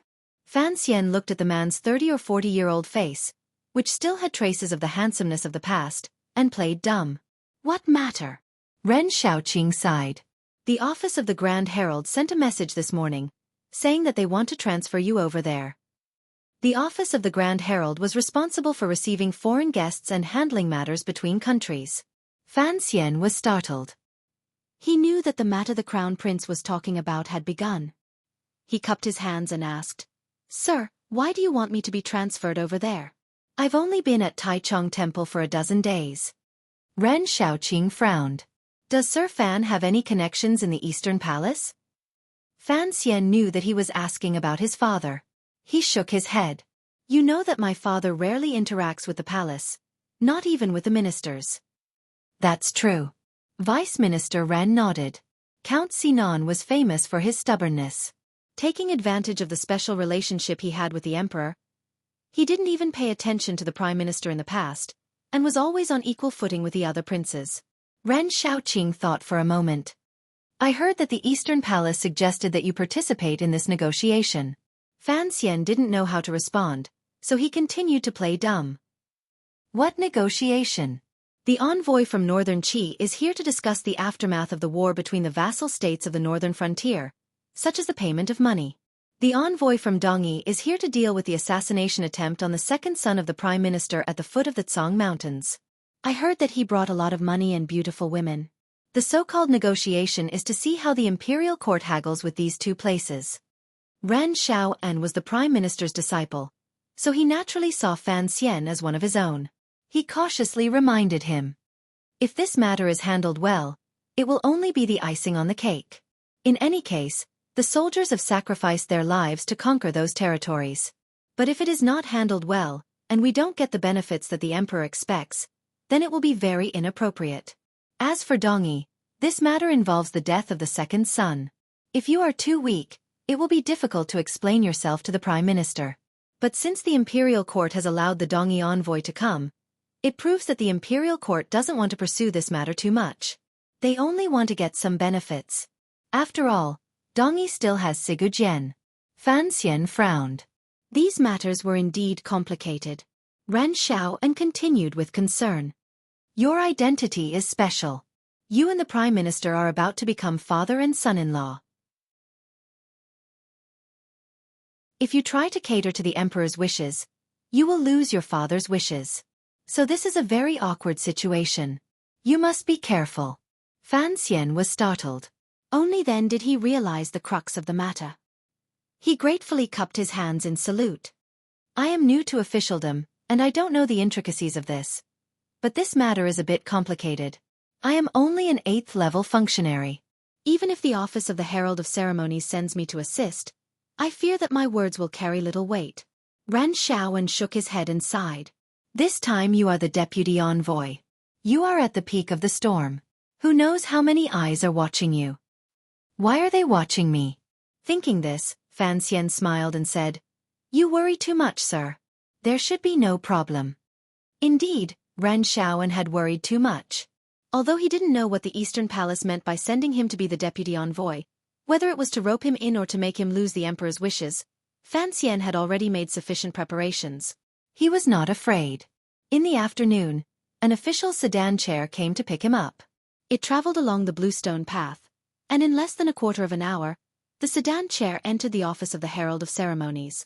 The office of the Herald of Ceremonies was equivalent to the Ministry of Foreign Affairs of later generations. The Minister of the Office of the Herald of Ceremonies was equivalent to the Minister of Foreign Affairs. In his previous life, Fan Xian believed in a saying, a weak country has no diplomacy. Now that the Kingdom of Qing was the most powerful country in the world, the office of the Herald of Ceremonies had become a very lucrative and prestigious yamen. Surrounded by dense cypress trees, the summer heat could not penetrate the yamen at all. Fan Xian sat quietly in the quiet hall, listening to the man above him speak. The speaker was Xian Qiwu, the vice-envoy of the office of the Herald of Ceremonies. Northern Qi and Dongyi had come to deliver their letters of credence. To the officials of the Kingdom of Qing, who were used to being the boss, this was not a very big deal.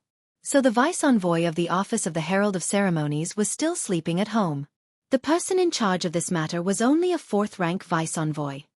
Master Fan, this time, the court appointed you as the deputy envoy. First, it is because of your talent, and second, the matter of Northern Qi has something to do with you. It is just that you are not familiar with these matters, so there is no need to rush. Take your time. Xian Qiwu knew that the beautiful young man sitting at the very bottom had a powerful background, so he spoke very politely. Yes. Master Fan, your poetry is famous throughout the capital. Coming to our office of the Herald of Ceremonies to reason with those foreigners is a waste of your talent. A large group of officials looked at Fan Xian, quietly flattering him.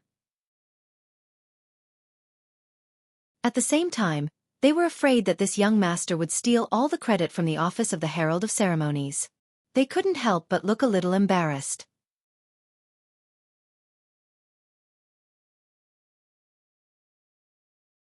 Chapter 123. Fan Xian did not dare to be careless. He quickly stood up and bowed, then cupped his hands in salute. He looked at the diplomatic officials of the Kingdom of Qing with a warm expression and said sincerely, I have only been in Taichung Temple for a few days, and I do not even understand the music of the court. The palace appointed me as deputy, presumably to let the Northern Qi rebels see that the people of the Qing kingdom cannot be casually killed. They only want me to be a memorial. They don't actually want me to do anything during the negotiations. He chuckled and continued, I know nothing about the relations between nations. I only hope that I will not be a hindrance to you. I hope you will not hesitate to enlighten me. After all, he was not someone who had been in the bureaucracy for a long time. Fan Xian's words were a bit excessive and reckless. But this kind of straightforward speech actually made the officials of the Chamberlain of Dependencies feel very comfortable. Originally, when they learned that Assistant Minister Fan's son was going to participate in the negotiations, these self-proclaimed professionals of the Kingdom of Qing always felt a little uncomfortable. It was like a group of carrion crows, and suddenly a vulture had flown in for a bone. Since Fan Xian had made it clear that he was not here to fight for credit, the people of Honglu Temple were naturally much happier. Xian Qiwu also nodded his head in approval. Of course, everyone knew that if they could successfully demarcate the border, they would be able to obtain a large amount of tribute silver and be rewarded accordingly. This nobleman, who was clearly here to gild his name, would certainly receive what he deserved. After the meeting, Xian Qiwu led Fan Xian to a small room that had been prepared for him. He pointed to a large cabinet filled with documents and said, "The relevant information is all here. The most important thing in this negotiation is that Northern Qi wants to give some silver in exchange for a large piece of land, which we have already occupied. Dongyi does not have any requests. They only want to settle the last 2 assassinations. The first is the Niolon Street incident related to Fan Xian. The 2 female assassins have already been proven to be the disciples of Sigu Jian's second disciple. The second is the matter of the manor at the foot of Tsong Mountain, but..." He looked at Fan Xian and paused for a moment before continuing. "As you know, that matter is a bit complicated, so the court will not be able to come up with any good evidence." Fan Xian nodded. Smelling the stale air in the room, he began to feel a headache coming on. Would he have to deal with these things for the next few days? As if reading his mind, Vice-Chancellor Xen smiled and said, "If Master Fan does not wish to stay on duty, you may take it home with you. But you are not allowed to take a single step out of the yamen, as long as it is marked in red." Fan Xian was overjoyed. Although he knew that the old man did not want to see him as an eyesore, he still gratefully said, "To tell the truth, I have no idea why I came here today. If you do not mind my laziness, I am willing to sleep at home every day." For a mere 8th-level functionary to make such a joke with a 4th-level vice-minister of Honglu Temple, Fan Xian reckoned he was a rare anomaly in the Qing kingdom. Xian Qiwu paused for a moment before bursting into laughter. He lowered his voice and said, "Master Fan, the Eastern Palace has high hopes for you." Fan Xian smiled. Now that he knew who Xian Qiwu was, he did not dare to be vague. He quickly replied, "Please do not worry, sir. I understand. My father often teaches his sons that as an official, I must abide by the rules of an official." Hearing this reply, Xian Qiwu, who was the Crown Prince's confidant, nodded with satisfaction. "Count Sinan is devoted to the country. I have always admired him." The 2 of them exchanged a few more indifferent words before Vice-Chancellor Xian left. Fan Xian watched him leave and gradually narrowed his eyes. His father had indeed said that as long as the Crown Prince was on the throne, the Fan family would naturally be loyal to the Crown Prince. But even Fan Xian himself did not believe these words. Xian Qiwu, who was clearly a member of the Eastern Palace, would not believe it so easily. Appointing Fan Xian as deputy envoy was only a cautious attempt by the Eastern Palace to see if the Fan family could move a little closer to the Crown Prince's throne, even if it was just a little. In the following dozen days, Fan Xian did as he said. Every day, he shut himself in the manor and slept. Of course, for him, sleeping itself was a necessary process of cultivation. As for the official matters, after he took back some information, he handed it over to Wang Qinian and let him make the decision to come up with a proper negotiation plan. Fan Xian knew very well that Wang Qinian would secretly report to the old cripple of the Overwatch Council. Since that was the case, he handed over this complicated and boring task to Wang Qinian. Whether it was for the sake of his mother or his father, Chen Pingping could not allow Fan Xian to lose face in court. Of course, he would handle it appropriately. When it came to using resources that he could use, he did not hold back. As expected, a few days later, Wang Qinian came to the small room they had agreed upon, looking haggard. He handed over a thick folder. Fan Xian curiously opened it, and his eyes lit up. He saw that it was divided into 2 parts. One was the internal reference material that only the high-ranking officials of the Office of the Grand Herald were allowed to see, and the other was the prepared file on the negotiations with Northern Qi. The material clearly analyzed the internal situation of Northern Qi, including the scheming between the young emperor and the Empress Dowager, Imperial Advisor Ku he being a pacifist, and so on. The material clearly stated that the Empress Dowager's younger brother, the Marquis of Ning, had been attacked by the civil officials of Northern Qi because of his defeat. Thus, the young emperor did not care how much money he had to pay or how much land he had to cut off. As long as the people were angry, he could use this opportunity to weaken the power of the Empress Dowager. Because the Empress Dowager was anxious to calm things down and free up her hands to reorganize the court, her instructions for this negotiation were mainly to be patient. Of course, these things hidden in the dark could not be seen by the foreign officials of the Qing kingdom. Only the secret power of the Overwatch Council, through spies all over northern Qi, could find out every little thing, and then put them together and analyze them, could come to such a clear conclusion. Wonderful! Fan Xian sighed. With this information in hand, the officials of the office of the Grand Herald will be laughing their heads off. He paused, then asked curiously, how reliable is this information? The corners of Wang Qinyan's eyes drooped. It seemed that he had not slept well for the past few days. Very reliable. Yan Bingyun has already made a name for himself in northern Qi, and the entire intelligence network is very reasonable. With mutual reference, there should be no problem. Fan Xian could not help but feel some respect for the young man called Yan Bingyun. For the sake of the country, he was content to be a rat in the shadows, and he had done so for many years. As the son of a high-ranking official in the court, it was not easy. How could he know that the reason Yan Bingyun was pitifully staying in northern Qi was because of the attempted assassination when Fan Xian was 12 years old? If Fan Xian knew about this, he did not know whether he would feel guilty or laugh out loud. Wang Qinian, I didn't expect you to be so good at intelligence analysis as well as tracking. Fan Xian knew exactly where this dossier had come from, but he did not point it out. Wang Qinian could only return the courtesy, not daring to claim credit. Fine. I'll go to the office of the Grand Herald tomorrow and discuss this with the Vice Minister. Fan Xian saw that Wang Qinian seemed to want to say something, and asked curiously, is there anything else? Wang Qinian said awkwardly, Sir, this information cannot be given to the office of the Grand Herald. Why? Because the secrets involved are of the highest level. The entire office of the Grand Herald, including the Minister of the Grand Herald, has no right to access them. Fan Xian slapped his forehead and laughed bitterly. Then what do you think we should do? Let the council go through normal channels and give it directly to the office of the Grand Herald. Wang Qinian sighed. If it were not for the fact that the director wanted Fan Xian to astonish everyone in the negotiations and pave the way for his future career, he would not have ordered the entire 6th Bureau to work through the night to write this dossier. This dossier looked ordinary, but it contained the blood, sweat, and tears of the Overwatch Council's intelligence analysts. If Fan Xian were to simply give it to the office of the Grand Herald, the director would probably jump out of his wheelchair in anger. It was the end of summer, and the heat was still hot. The people on the streets of the capital and the black dogs on the streets were somewhat dispirited by the weather. On the 8th day of the 8th month, an auspicious day, the northern Qi and Dongyi envoys arrived at the last official resting place to the northwest of the capital.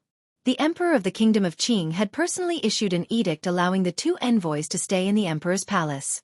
The protocol officials of the three sides argued for a few days, and finally decided on a schedule and arrangements for their arrival in the capital. The people of the capital were all roused. They felt that in their ordinary and boring lives, there had suddenly been an autumn rain. In their minds, the envoys of these two countries were not here to negotiate, but to present their letters of surrender. As the deputy envoy for negotiations, Fan Xian was naturally part of the group that welcomed the envoys. From the west gate of the capital, he waited for the officials of the two countries, and arranged for them to stay in the official resting place. The faces of the northern Qi envoys were clearly unsightly. After all, they had been the losers in this battle of commanding the vassal states. Furthermore, many of their soldiers had been captured, and most importantly, a lot of their land had been occupied. Sir, who is this? The highest-ranking official in the northern Qi envoys was the younger brother of the current empress, Chong Ningho. He looked down at the handsome young man from above, and his heart was filled with anger. The kingdom of Qing did not value him. The official receiving him was only a minor official from the office of the Grand Herald, and yet they had allowed such a young man to be the deputy envoy. It could not be helped that they were looking down on him. I am Fan Xian. Greetings, Master Marquis. Fan Xian's face was full of smiles as he looked at the enemy. The intelligence report from the Overwatch Council in his bosom made it clear that this man was just a decoration. The man in the sedan behind him, Zhuang Mohan, was the real deal. He had been arranged by the palace to live in a side courtyard. You're tuning in to the Xueqi's Martial Arts Saga YouTube channel. Don't forget to subscribe and join us on this journey to catch the most captivating stories.